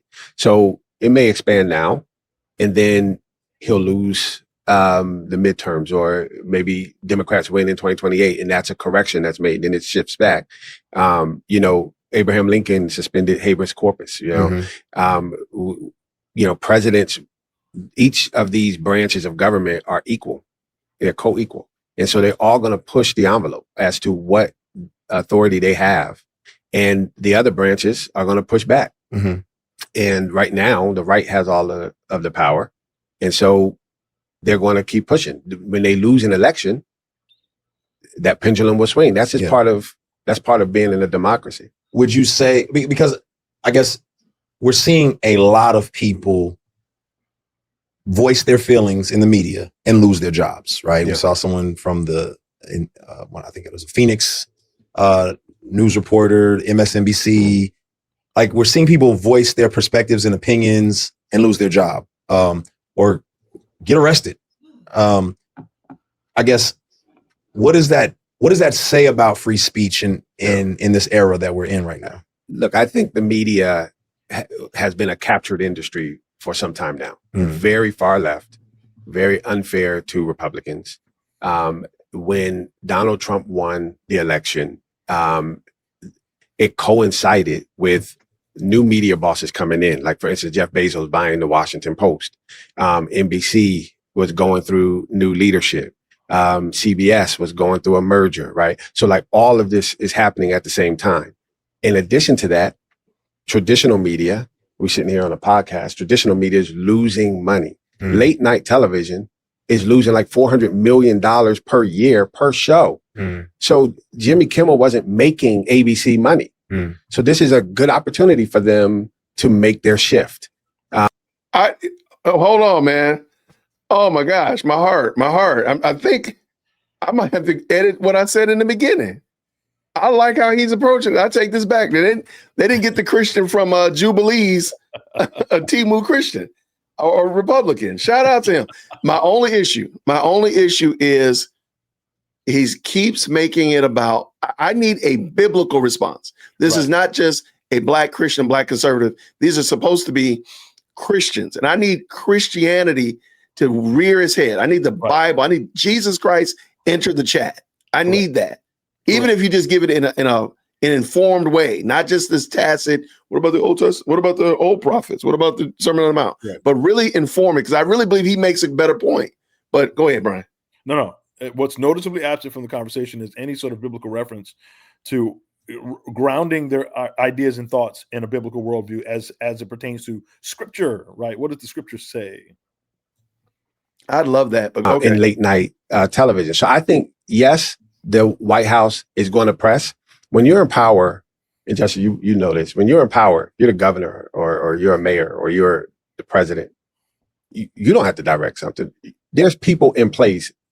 If they see something being done unfairly to you or for that will not advantage you politically, they'll act.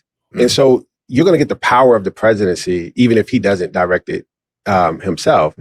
And those executives that are making decisions, they're making market decisions, but they're also taking into consideration their relationship with the administration and having access to the administration for news purposes, right? So it doesn't help if Coca-Cola says, hey, if you can't read the room and you're an executive at Coca-Cola, you're probably going to be let go. Jimmy Kimmel was clearly not reading the room at ABC when he said what he said, and so he was let go. Sound like you want to respond? Yeah, I just think that's a lot of speculation on what was going to happen to Kimmel. And I just don't think it justifies what happened. So when your best argument is the circumstances are bad and they're bad too, it's just not a defense. Right? I don't think that's the argument, though. I think he's saying, like, look, Jimmy Kimmel, this is a business decision. I bet you if we were able to get the ABC execs or shareholders on here, I bet you they always say, boy, we want to get him off of here because he's dragging the show down.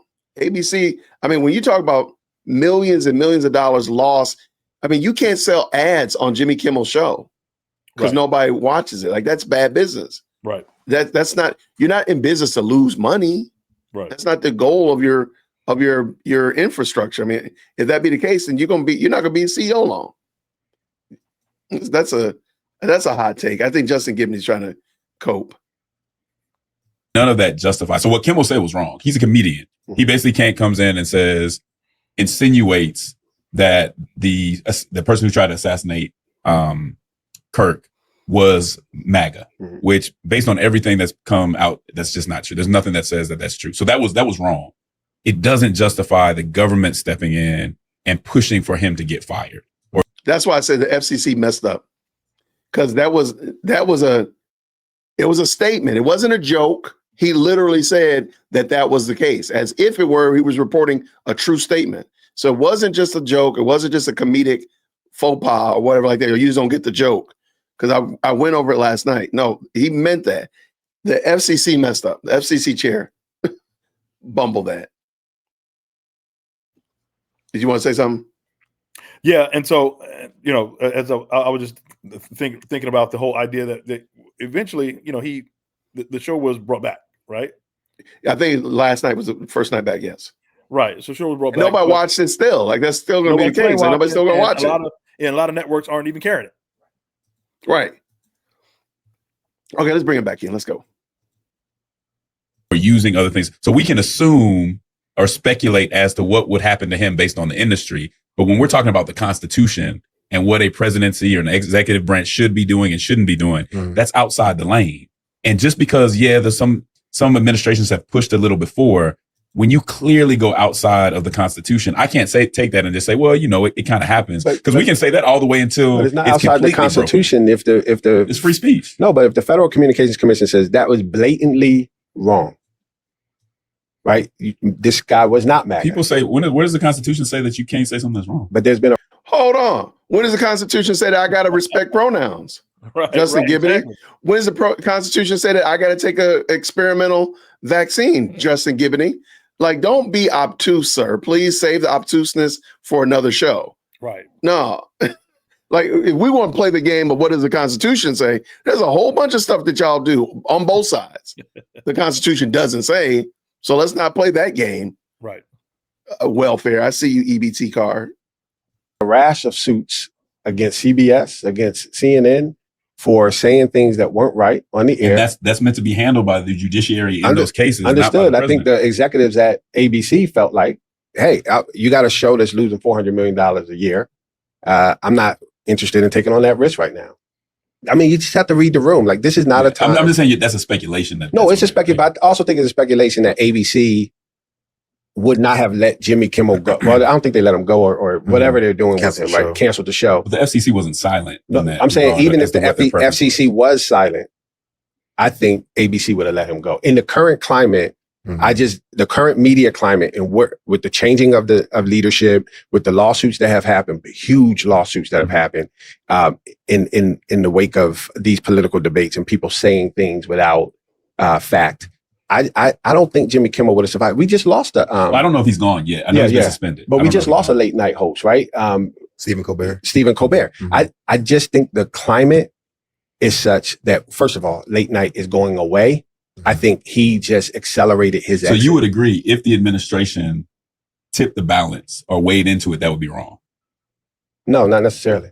I think they're challenging. Now, look, ABC, for instance, the executives made that decision, right? They didn't force ABC to, right. But I get it. They put the pressure on it. But my point is, there's a judiciary. If you feel like this is undue influence, you have recourse.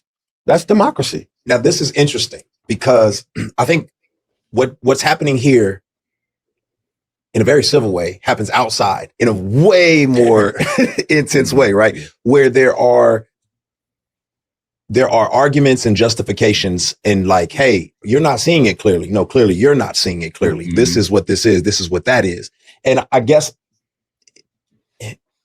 I take both of you as individuals who are okay with saying, well, maybe I'm not seeing it clearly. There's been instances where we've heard people on the right and the left, who've said, made statements that were clearly like, no, that's not true. Mm-hmm. Right. But I haven't heard a lot of people from their particular camps come out and condemn the wrongness that happened. Why is that? Like, why is there a hesitancy to condemn someone from your party's wrong vantage point? Like, what is that about? Yeah. Two things, as I said before. Do you understand his question? I might be wrong. Maybe I'm not getting it, but I'm trying to go ahead. I'm sorry. I hear him saying, like, like, do people on the right or left criticize the individuals in their camps or the political, you know, who are in cahoots with them politically? Do they criticize wrong statements and wrong things that they do? And you would hear like, so I have heard, you know, individuals like Charlie Kirk will say, you know, Trump was wrong for that. You know, I've heard that. Now, do they do it enough, right, to where they're totally on, you know, totally forthcoming, forthright, and you know, will say it full on with the full chest that that's wrong. Maybe they don't. Maybe they hold back some, you know, because they don't want to appear that there's, you know, they're divided on various interests. But you know, there are things that I have heard that have been said that he was wrong when he said that, or wrong on that particular approach to that issue. Right, and I think one of the issues is like, for example, any critique of Israel. Right, you're instantly it could be something as simple as, I don't like his tie. Oh, you're anti this. Oh, you're against this. And like, no, I just think the guy's tie doesn't match with his handkerchief. Like, it really doesn't have to be that. We don't have to make it that serious. So I'm giving an example because we see this all the time. If somebody critiques Trump, oh, you're left leaning. Like, no, like, I rock with him. I just don't think he should have did this. Right. I rock with Trump, but them gas prices, I need those doggone academic probation gas numbers, man. I'm still getting them doggone summa cum laude numbers. I mean, I need them academic probation numbers, Trump. Come on, brother, help me out. But that don't mean I don't rock with him. I don't think that he should. I like the way that he's going about dealing with immigration. I think more focus and effort should be put on cutting off the faucet of benefits to illegal immigrants. That they should, and that they might self-deport themselves. And so, but that don't mean I don't rock with them. That's all I'm saying. So sometimes we treat it like it's a zero-sum game. Like, no, I can disagree about certain things, and I want to hear how they couch this, but I don't think that's. Go ahead. You know, or even, you know, I think one of the things you mentioned was, well, statements, right? Like, do you hear a condemnation of statements that are made from one side or the other? That people don't agree with or that are wrong, right? Like, oh, that statement was wrong. Like, you know, well, I'll be the first to tell you that, you know, Trump is not the most presidential when it comes to his speech at all. No, not even a little bit. No, he's not the most presidential when it comes to speech. In fact, I would prefer that he speak far less on any sort of, you know, social media platform and things like that. You know, his tweets and, you know, or whatever, like, but, you know, he should have some people around him that he listens to that should, you know, sort of advise him on how to do things a bit more presidential when it comes to his speech. I wish he did that more. Because, you know, a lot of things he says, he puts his foot in his mouth. Well, no, but you know what? He doesn't come across presidential, but he does get work done. So you know what? I agree with that. So he's got more done in his first year of being president than a lot of them did in the whole 8. So you know what? That's fine. I'm gonna leave it. I'm gonna let that ride. But I agree with you 1,000%. I don't think he needs to be on social like that. Get off social media. You need to be above the fray, in my opinion. But you know, it is what it is. But we're willing to say that, though. Right. In case in point, I mean, like, I think he should have kept to himself when, you know, during Charlie Kirk's memorial. You know, his wife talked about how she forgave Charlie Kirk. Yes. He comes out and says, I don't think I should. I don't forgive him. Right. I hate my enemies. I'm like, no, you should shut up on that point. Well, again, like, as a president, to say, you know what, you know, do the presidential thing. Like, you shouldn't have said nothing regarding that. And I agree with you 1,000%. But to the point, and I've said this before, Trump is not a believer, so therein is a problem to start with. Right. But we're willing to say that. Yeah. People will sit there and try to gaslight you till the cows come home that Joe Biden was a Christian, that Kamala Harris is a believer, that Nancy Pelosi is a choir girl. Stop it. Just admit it, just like we admit. They're unbelievers. They're reprobates, just like you and me, and such were some of you. That's all we got to do. But we can say that, and I think we agree. And I've said that on many. I said it even during the Kirk memorial. I thought Trump was probably one of the least effective sermon or speeches. There's a scoreboard. Last. You say, yeah, right. I wish they could have had Vance go last, truth be told, in my opinion, but I understand. So everybody's eyes are on the scoreboard that says who has the advantage right now. If somebody on my side does something wrong and I call them out and then we get 4 points taken away, now I done hurt my side. Or my tribe just goes off on me and cancels me, and now I'm no longer at the table. Now, as a Christian, I can't really take those things into consideration. I've got to speak the truth in those situations, and I got to hold people accountable, especially on my side. But I think that's what keeps people from doing it. If my side represents justice, why would I call out my side and then hurt our cause? I think that's the calculus that people make when making those decisions.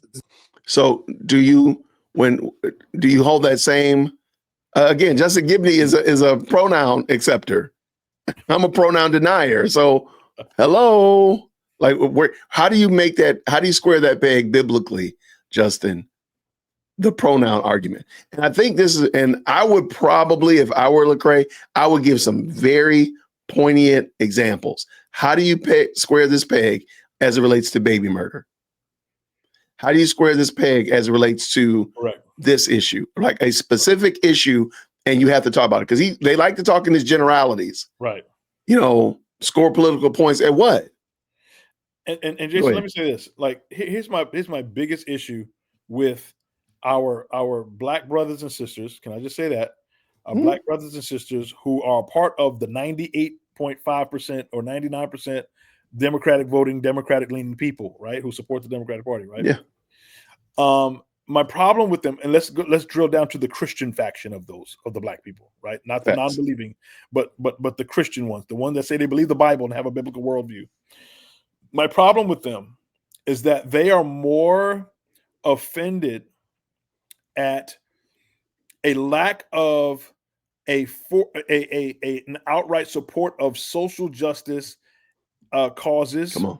Yeah. They're more offended at, what seemingly looks like a white supremacist idea because somebody doesn't, support DEI or whatever. They're more offended at those things that deal with along the lines of ethnicity, right?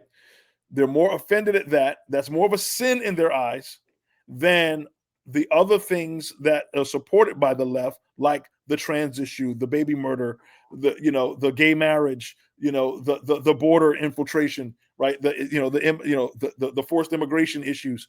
They're more offended at that gnat, and they swallow 5 camels on the other side, and they never have anything. I've never heard people like Lecrae say, like, Lecrae, out of all the things that you're posing as an activist for on the left, because you're saying, oh, it's social justice, but is baby murder evil, bro? Can I ever hear you say that? Can I ever hear you say it's evil to let men into women's spaces and to have men in prisons who call themselves women, and now you got a man who impregnated a woman calling himself a woman, and he's in that woman's prison?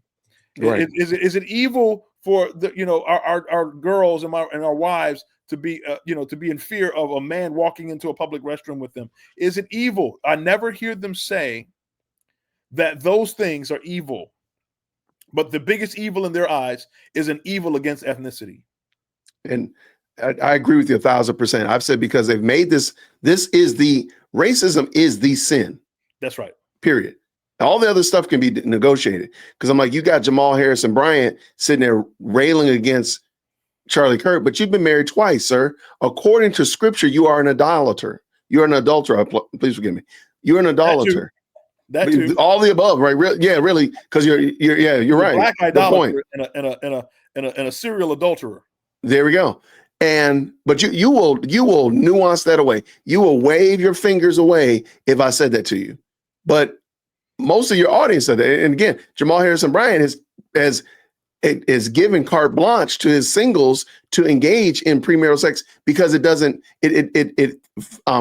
what does he say? Continues to flourish a relationship or something crazy like that. And I'm like, that's a sin. That's a outlined sin in scripture. Right. Whereas racism isn't. Right. It's called partiality in scripture. So it's mind-boggling. So I just think that this guy right here, Gibney, is not being a fair dealer. I don't think if you ask him to square that peg with some real issues, like you just gave, some real issues, I think he'll fold like a house of cards. Doesn't that feel irresponsible? I would think it is. It's understandable in the way that the reward and punishment mechanisms are set up in politics. For a Christian, is unfaithful, is what I'm getting. Okay. Yeah. Okay. And I believe Justin is at the vanguard of that issue right there. of why people don't sort of hold their own side accountable and what all those mechanisms is one thing to say, hey, you need to hold your side accountable.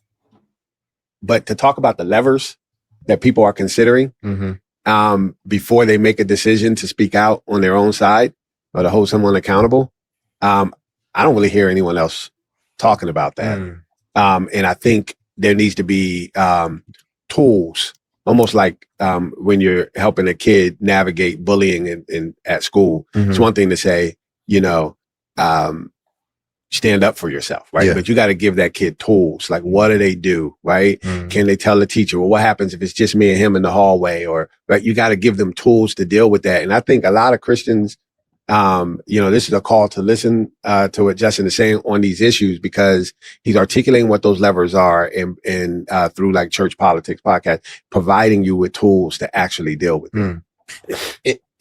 Actually, and speaking of Christians, like we kind of touched on it a little bit earlier, but like, it feels like, evangelical Christianity, specifically over the last few years, within this decade, is growing stronger, right? Like there's a stronger entanglement with evangelical Christians and the conservative right, right? I don't want to say evangelical Christianity is growing stronger. The entanglement between the conservative right and evangelical Christianity is stronger. I mean, obviously the religious right happened years ago, and this has been an ongoing process. But in my lifetime, I've never felt more like, if you don't think this way politically, you're not an authentic Christian.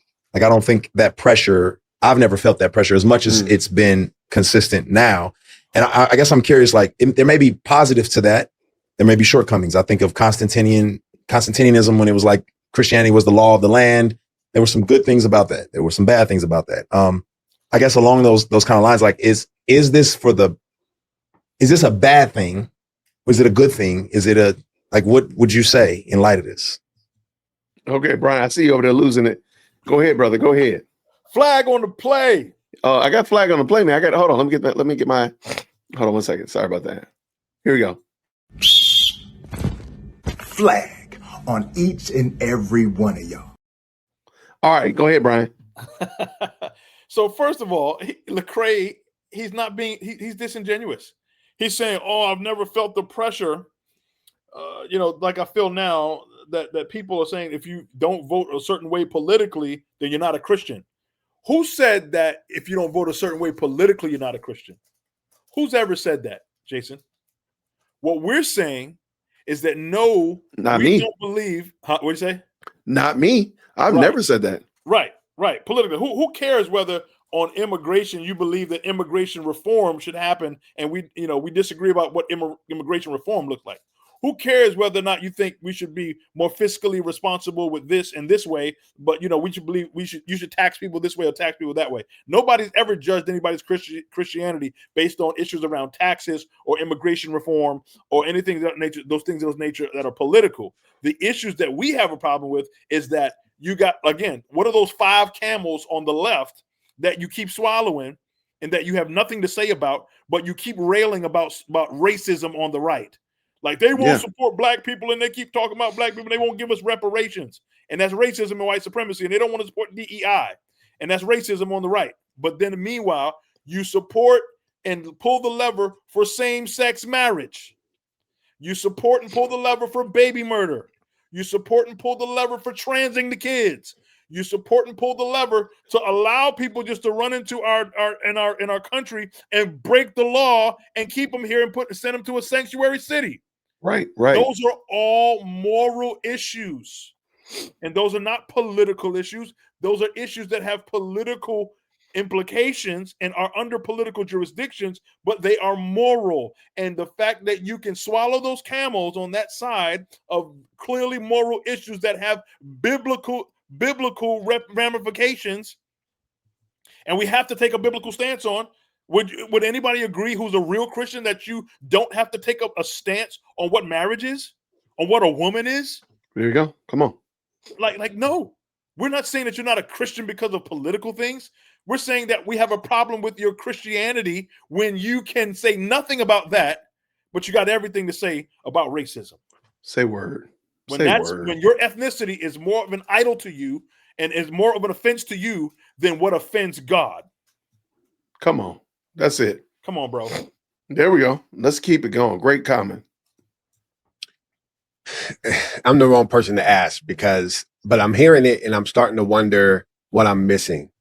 Being on the right, I've been told by donors, don't talk about that. Talk about faith.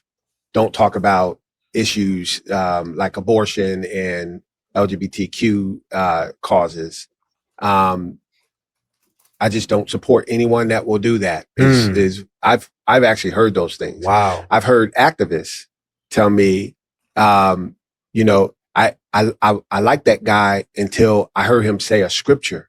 So I think there's a libertarian thread on the right that is socially liberal and fiscally conservative. Mm-hmm. And I think those guys have the sway of things on the right. If you're a candidate on the right, I think Trump and MAGA, Trump's movement has been much more open with its relationship with the religious right than, say, what happens in 98% of the rest of the right. So, and this is one reason why it took a long time before anyone on the right would even speak up about child transgenderism or children going through transgender operations. I mean, how long did it take? It wasn't until Donald Trump ran for re-election that you even heard that come up as a cause. And it's because there's a real pressure on the right not to be religious right. I would say I think there's been a vibe shift. I think since the second time that Trump gets in office, things have changed a little bit. You see, I want to say that progressives had the culture in like a chokehold, right? They controlled entertainment, all those things. They controlled the universities. And this second sweep, you see that kind of changing. And partially because of people like Charlie Kirk, who goes into universities which were captured by progressivism and debates them on their turf about certain issues with these young people. And he starts to turn young people in college were so far from being conservative, it wasn't even close. The numbers weren't even close. Charlie Kirk, one of the things he did, you like him or don't like him, you can say it's good or bad, is he goes in there and he starts to shift that to where I don't know if Trump wins without the young vote that he got this time. Part of that is due to Turning Point USA. So I do think there's been a vibe shift. And because of that vibe shift, there's a new confidence among a lot of white evangelicals. Like, you need to get on here, or, you know, so are you really missing the wave? And that's why it's got to be white evangelicals. I'm sorry. What I've seen in the last year and a half is that shift to say, no, now we're in the driver's seat of culture. Yeah. So we might have had the presidency or the Senate. Now the culture is turning our way. You see the numbers on trans identity, all those things. And that's what I think is one of the big differences at this very moment. So, yeah. All right, I got to stop for a second and bring out some sound effects there. All right. This is what we've been saying the whole time. And Justin Gibney, I don't know, he might lose his invitation to the tofu potluck because he wasn't supposed to say this. He was not supposed to say this. This is supposed to be the quiet part that they know that we did not know, which is this is a culture war. We've said this at the beginning of the show. I'm going to keep saying it. All this stuff that we're looking at is downstream from culture. And now we realize that culturally, young people need to are the fruit, are the I want to say battlefield, but they're the ones that we need to be engaging with. And we see it. And I think the culture shift that he said is going to be very, very problematic for the left coming up to the next election. The midterms as well as 28. It's going to be problematic because it's not a chokehold. It's not a matter of that. We actually have the moral high ground. Therein is the problem. It's not a rhetoric problem. It is we are now standing in the right, conservatives, MAGA are standing in a position where we're submitting ourselves to truth and reality.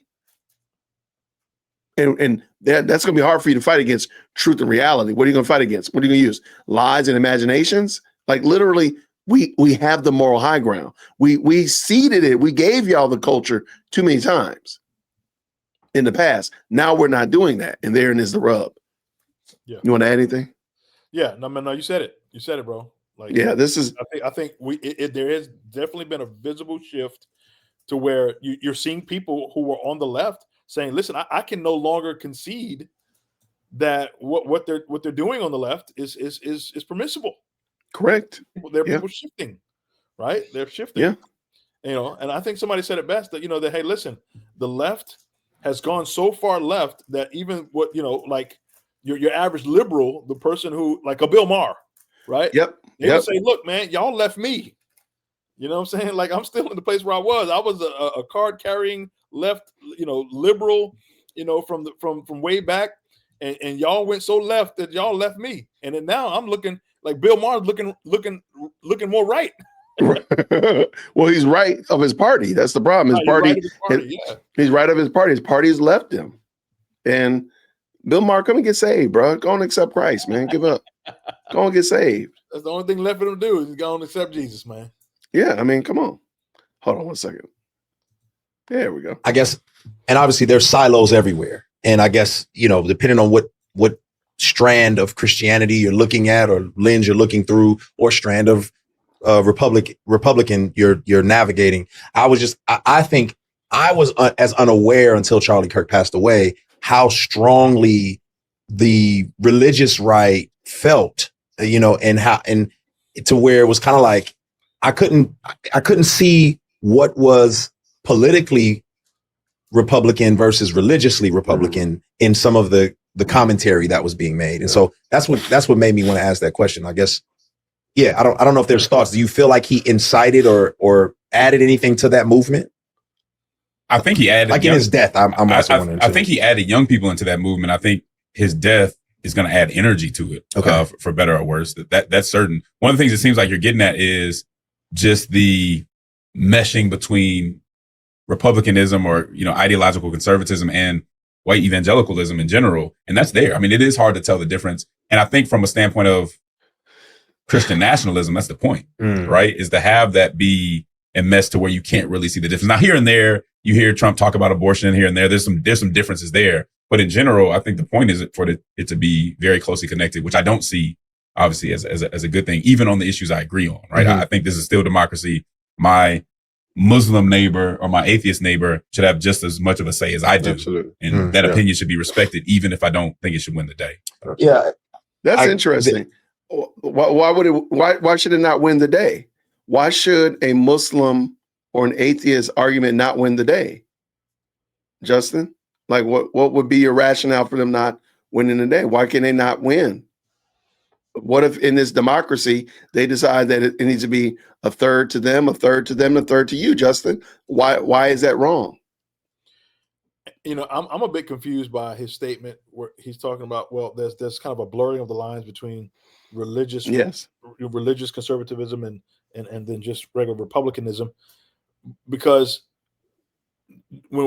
nowhere do we see a more of a homogeneity of thought, of political thought, than in the Black church. Say word. Black church votes 98% Democrat.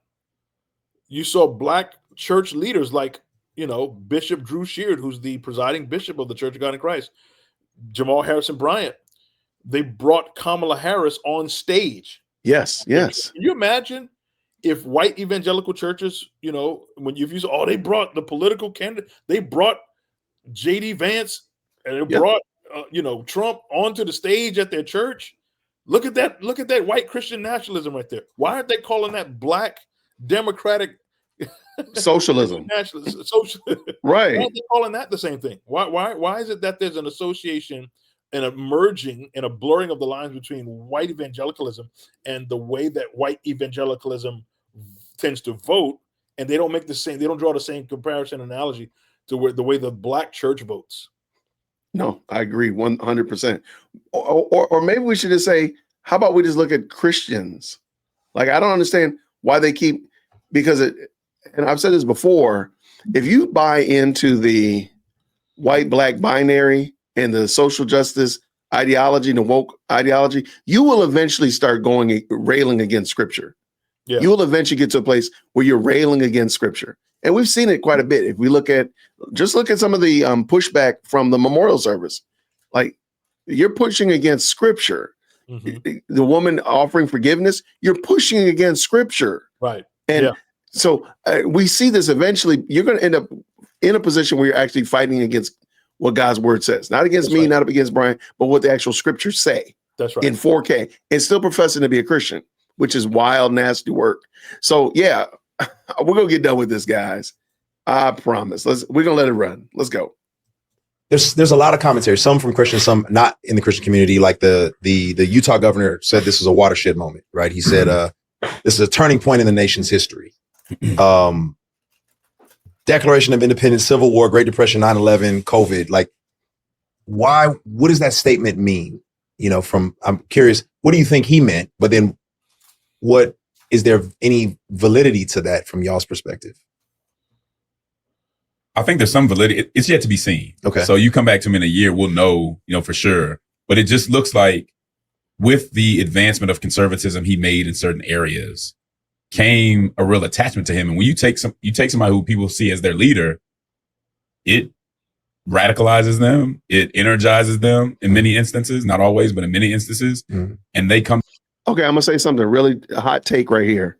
I know a lot of people are not going to like this. Nobody saw Charlie Kirk as their leader.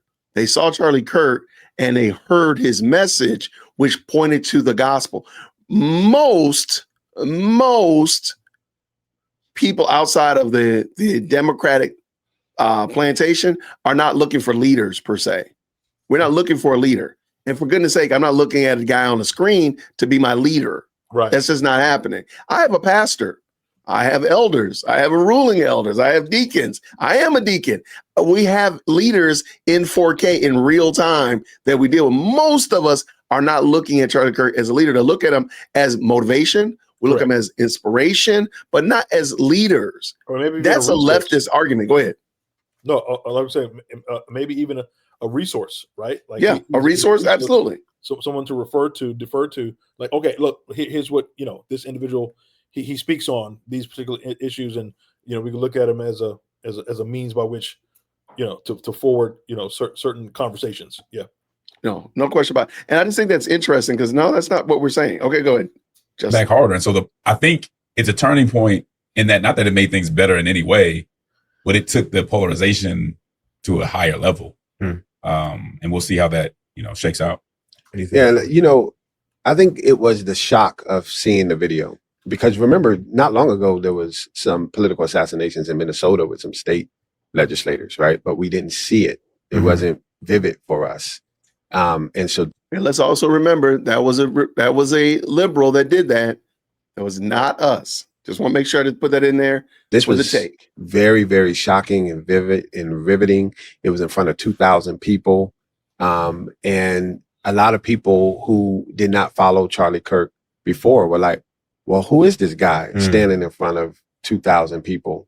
And why is he a target for political assassination? I was telling Justin last week, I was maybe a month before Charlie Kirk was assassinated. I was sitting up in bed, surfing through YouTube. And I get to this Turning Point video. I click on it, and it's a Turning Point conference in Hungary.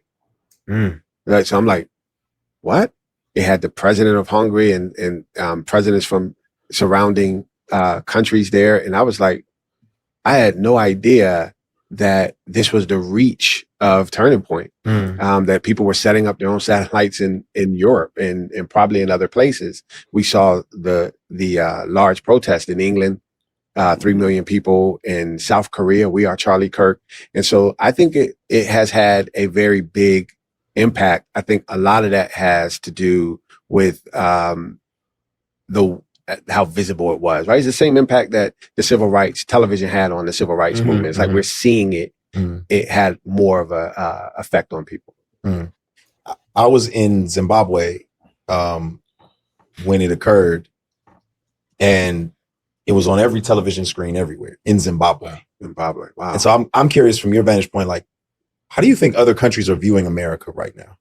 Like not just in light of this incident, but just in general with our politics, our country. Like, how do you think other countries view America? Is it opportunistic? Is it still, like you were mentioning, like they still want this democracy that we have? Like, what do you think they're thinking? Maybe you know, but I mean, you travel far more than I do and might have an international sense. I see it more as like the U.S. is the parent, and it's been a unipolar world since 1991, where just the U.S. was the only world power. Mm-hmm. And you had the Dream Team, and you had Obama, and you had all these things that America was projecting across the world, and everyone wanted to be America. But I think now our kids are teenagers and they see our flaws. I'm one of these people who don't think America is diminishing. I just think everyone else is growing up. And Russia, for instance, in 1991, there was no Russia. Soviet Union collapsed. There was no China. You didn't say China until 2015. There was no European Union until the 2000s. They were all individual countries. India, right, just started asserting itself and sending out its best and brightest to operate in the West. And we're seeing Indians run technology and run medicine and stuff like that. And so I think it's a growing up of the rest of the world. And we should applaud ourselves. America did a good job as the single world power. No other world power in the history of the world has nurtured that kind of growth outside of itself. And so I think it's a good thing. Now, how are they interpreting it? Probably like a teenager.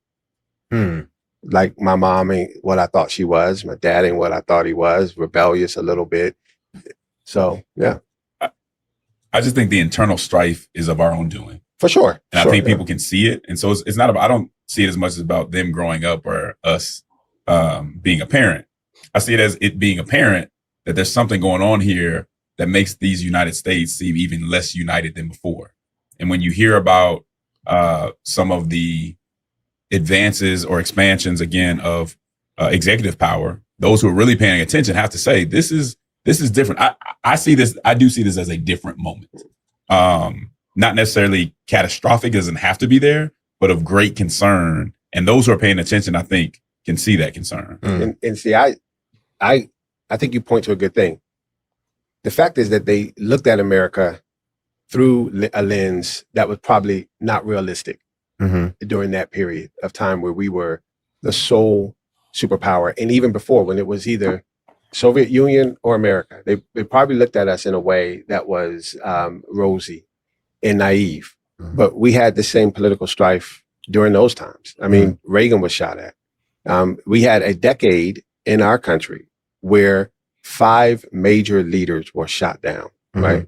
King, Kennedy, Kennedy's brother, Medgar Evers. So at least 5. We've been here before. We've had a civil war where 600,000 people died, and 9 states decided they wanted to go and form their own country. They set up relationships with other countries in trade and alliances. And they had their own constitution and Congress. So we've been here before. That's the brilliance of America, is the resilience of this democratic experiment. And even if I grant what you're saying, and I actually do, I grant that this is an expansion of executive power. I just think the Constitution allows for that. And also our political process allows for it. And it'll be corrected if that's not what the American people want. It may be what they want, and in which case it won't be corrected. And so to me, I just feel like the rest of the world is no longer seeing America as through rose-colored glasses, right? Yeah. They see it as, okay, wow, I didn't realize they just like we are. And that's what you learn when you become a young adult, is that your parents were just young people trying to do their best. And now when you get to that point of maturity where you can recognize that your parents were just trying to do their best and they were human, you probably got that after a phase of resentment and disappointment that they weren't who you thought they were. And I think that's where the world is today. There's 2 perspectives that I hear. There's a perspective of a growing fear, right? Growing fear because of other nations, and we'll be cannibalized. And there's just a fear that we will become, I don't know, in some senses, like the slaves of another nation, right? And then there's a fear of us, imploding on ourselves and being our own detriment. I'm curious, is there any credence to any of those perspectives, or how would you quell people's fears in those particular vantage points? I mean, I think there's potential to implode if we don't have leadership that steps up and unifies in ways that I saw, the governor of Utah doing, Spencer Cox, right? Mm-hmm. Coming in and saying, hey, I'm going to give you the facts. I'm going to, I'm going to lay it down the way that it is, but I'm going to do it in a way, I'm going to frame it in a way that does give us an opportunity to see our joint interest in this project. Mm-hmm. We need leaders who are going to show our joint interest in this democratic experience. Mm. We need the church to be able to do that. And that's why I said this was an opportunity. This assassination was an opportunity to provide moral clarity in tragedy. And in so many ways we failed because we had other ideological motives and other motives that were behind what we're doing. Mm-hmm. That's the leadership we need. It can happen. I'm prayerful that leadership starts to step up and change the narrative so that we can see our common interest. Mm. Absolutely. I mean, we've been in a multipolar world before where there were other nations that were strong. Say again, brother. I was going to say, let me interject there. Okay. Right there. So I want to back up a little bit to what he said. This would be my last take of the day. Right.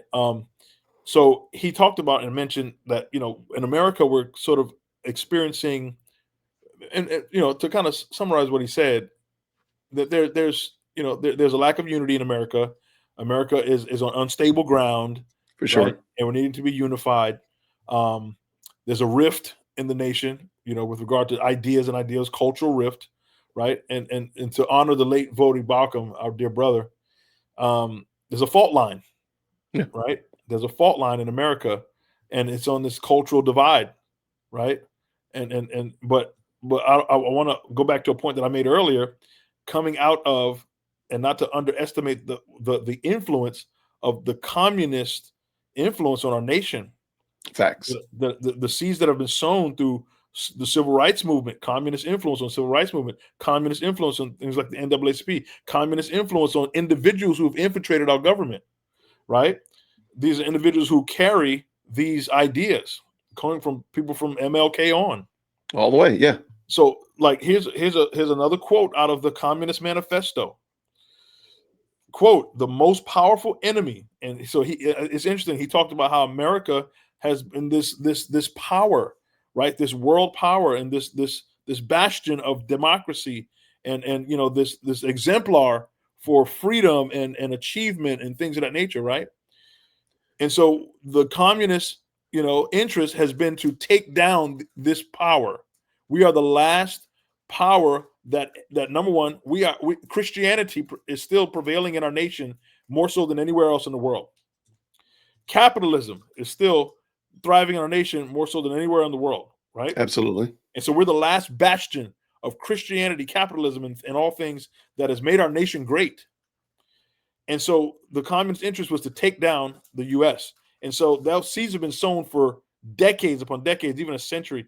And so here's what I wanted to quote. The most powerful enemy out of the communist playbook, the most powerful enemy can be conquered only by exerting the utmost effort and by thoroughly, carefully, attentively, and skillfully taking advantage of even the smallest rift of every antagonism of interest among the various groups or types within the various countries. So what has been their strategy? The long game that they've been playing for decades, right, close to a century, has been to antagonize the rifts among the groups of people here. And isn't it ironic, in 2025, we're still talking about racism. Yeah. We're still talking about, reparations for slavery. That's crazy work. That's the rift that we're still dealing with here. And those at that fault line, that cultural divide right there, at that fault line, America, is on an uneasy plane, an uneasy footing, on this unleveled footing in our nation. And all it takes is just a slight shift, and it sets it, and something is set off, right? And people are at each other's throats. People are, and then you add the LGBTQ movement in there, right?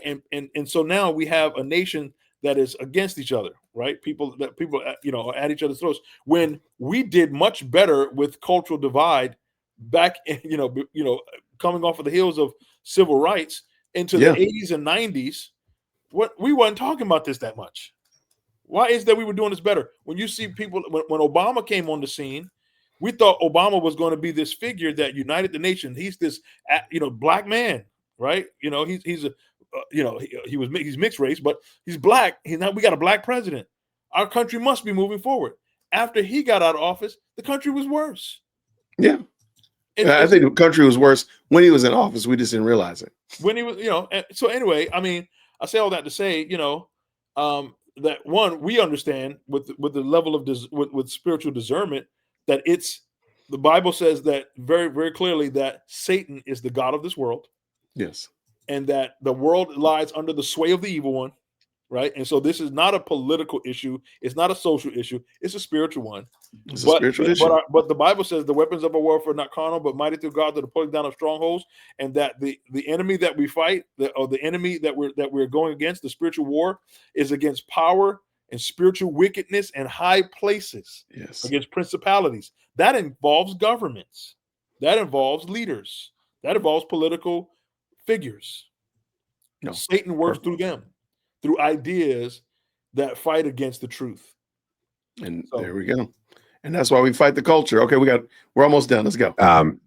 That's the hope of it. The fear is that, when the last time we had that, we went into a world war, right? The first world war. But I think we've learned from that. I think you could see the diplomacy. You also could see the power jockeying, right? Mm-hmm. China's trying to jockey for a position. Russia's jockeying for a position. And the U.S. is jockeying for position. And so I think when the dust settles, I'm hopeful that we won't be going into another world war. Is there a place for Christians to be nationalists? We have a civic responsibility to care for, as a Christian, we have a kingdom responsibility to care for the land that we live in. Mm-hmm. I think Jeremiah tells us to seek the peace of the city. Where's the line between? Okay, just real quick. I hate when we do that. That God is speaking. That is not an admonishment to all of us. Jeremiah is not an admonishment. Jeremiah 29.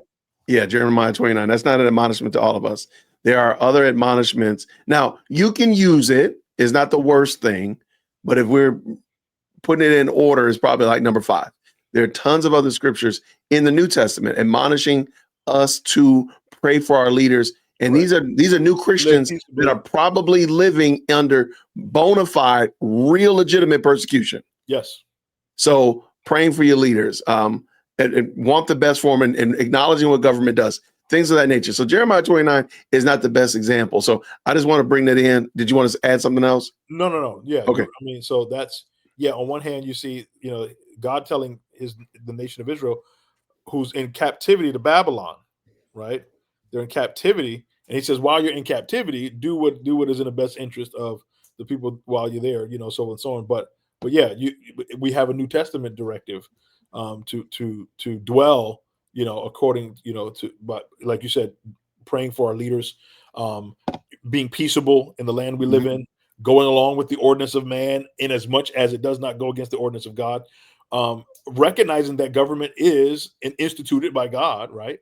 And that we are to pay our taxes for that reason, right? Because God has placed them as ministers to do his bidding and, to do what they are designed to do. Government is designed to protect the interests of the people and to protect his people from evildoers.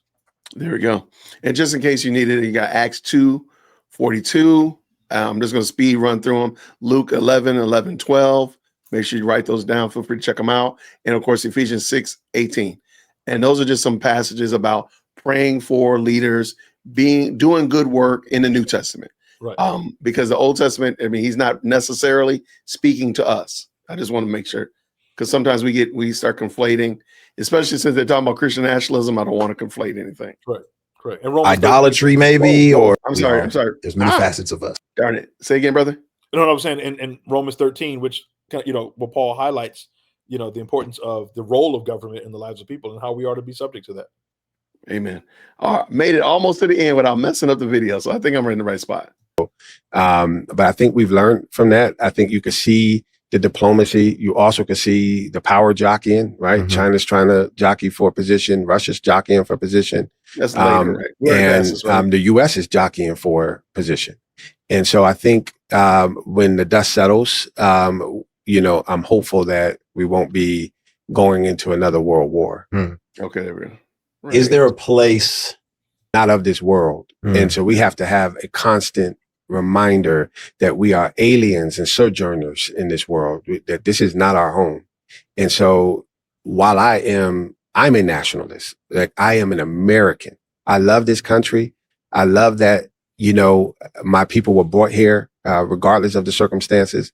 I love how strong my people were in this country and what we did to help America help those founders know what they actually wrote down meant when they said all men are created equal, and that we probably wouldn't have had the pressure and accountability on Abe Lincoln, the first Republican president, if the first Black Republican, Frederick Douglass, wasn't in his ear saying, you have to do this. And so I love my country. I'm a patriot, and I don't want another country to be more powerful or more successful than America. In that sense, I'm competitive, and that's what I mean. And I think what most people mean when they say they are a nationalist. But I'm not going to let that get in the way of my citizenship in heaven. So I am first a citizen of heaven. And what I was saying earlier, the Constitution allows for this, and our Constitution also allows for us to move away from those original principles. And if we're ever in a place where I feel like I can't be Christian, I can't live out my faith, I'm a Christian first, not an American first. I think some people get that mixed up first of all, by blurring it. And second of all, by just forgetting that you are not just a Christian in the sense that you are a member of the Rotary Club, but you're a Christian in the sense that your citizenship is in heaven. Final thoughts for a world out there who is looking for clarity in the midst of the polarization and the division, specifically like Christians. I mean, you've kind of said like we missed a moment, but I'm just curious, like, what do you give people in this time period? Like, is there a I don't know, something that you would want them to hold on to in the midst of it all, or a perspective that you want them to process as they're running to their sides of the corner? How you treat your political and cultural opponents in time of tragedy says a lot about your character. If I can somehow not be all about myself and my side in a time of tragedy, once that tragedy is over, I might actually have an opportunity to persuade you. And I'll give you an example. 1972, George Wallace, who is the Alabama governor, starch segregationist. I mean, so many policies, so many things he did to hurt Black people, get shot. Representative Shirley Chisholm, the first Black female congresswoman, goes to his hospital during her campaign and sits with him. Tells him, I wouldn't want this to happen. And this is somebody who would call her the N-words. This is somebody who would not want her to even be able to run for office or vote. Let's be very clear. Goes to his hospital, sits down with him, tells him that she's sorry this happened to him, has a conversation with him, acknowledges their differences, their real differences, and says, you know what? I actually think you're right about how corporations have taken over the government and how the government isn't responsive to the people. So not only did she sit with this person who hated her, she had actually listened to what he was saying, not just the bad things, but also knew even how bad he is, there's something he was saying that made sense. Most of us haven't done that with our opponents. After this happens, once the campaign is done, George Wallace goes on a tour where he's apologizing to Black people, apologizing for many of the things that he had done. Wow. Is what Shirley Chisholm did in that moment more powerful than our defense that we put up in the last few days? What's more powerful? And so I would just remember that example of the power of grace and having character, even in those tragic moments. That's the mic drop, man. That was great, man. All right. So I'm gonna let him end on that. I think that's a good point. I think, shout out to Justin Gibney. I'll give him credit for that. Best thing he said all night. Right. That's probably the best thing he said all night. My only problem is it's sad that he had to go back to 1972. Why couldn't you go back to this week? Right. Why couldn't you show an example of your side being gracious in this time? Right now. Can you show AOC, Jasmine Crockett, fill in the blanks, being gracious now in this time? Like, where was that? You had to go back in time, which again, the story was fine. You know, kudos, hat tip for the story, but you couldn't give me a story in this time period that we're in, which I think is crazy because that's almost 50 some years. Go ahead. And you know what, Jason? That brings to mind this. The actual reaching across the aisle came from Charlie, because one of the last things he did was he reached out to Van Jones, and Van Jones got on TV and choked up about it, was saying one of the last people he reached out to was Van Jones by email. He said, "Yo, Van, we don't agree on anything," but he said, "Yo, but we need to be civil. Can we have conversation? And can we agree to disagree, but respect one another in our discourse and dialogue?" And Van Jones got choked up. He's like, "Yo, this man reached out to me and said that," and he's like, "I pretty much abhorred his positions." Right there, you go. Didn't want to talk to him, but he reached out across the aisle and had and had that much character, to make that kind of statement to me, and it went a long way. I love it, man. Yeah, man. So let's end it right there, man. I think it's fair to say that God used Charlie Kirk, amen, for his purposes, amen. And he was used until the Lord called him back home, amen. And was he perfect? Come on now, stop that. No, but neither are you, neither am I, neither anybody watching this live stream. So we're not arguing that he's perfect. We're just saying that he was used in the hands of God, because a best man is a man at best. You must remember that. We cannot forget that. So, shout out to them, of course. Brian, give us the last word, man, and we'll end it. Yeah, and I think the fragrance of Charlie's life, again, was in his memorial service, right? Yes. The fruit of his life was that it was gospel, it was worship, and that's the last impression that the world, literally millions upon millions of people saw that. Super Bowl numbers, literally. Yeah. Old school Super Bowl. Yeah. No exaggeration. that the gospel and the worship of the true and living God came out of his life. And I would say that glorified God. Glorified God. Again, we can say what we don't agree with. There are people that would say, "Hey, well, I didn't agree with this about him," or what have you. But what came out of the fruit of his life was the gospel and the worship and the exaltation of the true and living God. And so for that, I say, rejoice. I rejoice and say amen. Amen. Thank you so much, man, Brian. You know what? We're going to go ahead and close it out, man. I appreciate you stopping through tonight to look at this. I do appreciate your graciousness to give us your time. And I will make sure that y'all please check out Brian's book. It's called Missing Pillars. The link is down in the description. I promise you'll say, "I'm glad I clicked on that video. I'm glad I clicked on that link." Well, I hope you liked this video too, but you're glad you clicked on the link. Go ahead and just soak the man. Buy the book 2 or 3 for brothers around you. And I really believe you'll be happy that you did. I really believe it in my soul. So everybody, thank you so much for rocking with us. Let's do this again real soon. Hey, Jason, pleasure being on with you, bro. Always, man. Thank you so much. Grace and peace, everybody. Thank you so much for tuning in to another episode of the JWhit Podcast. If you enjoyed today's show, please do me a favor and hit me up with that 3-piece special. Like the video, subscribe, and of course, share it with somebody who would also enjoy this type of content. And make sure you leave a comment, because I do pin the best comments to the top. So thank you so much for tuning in today. And until next time, everybody, grace and peace.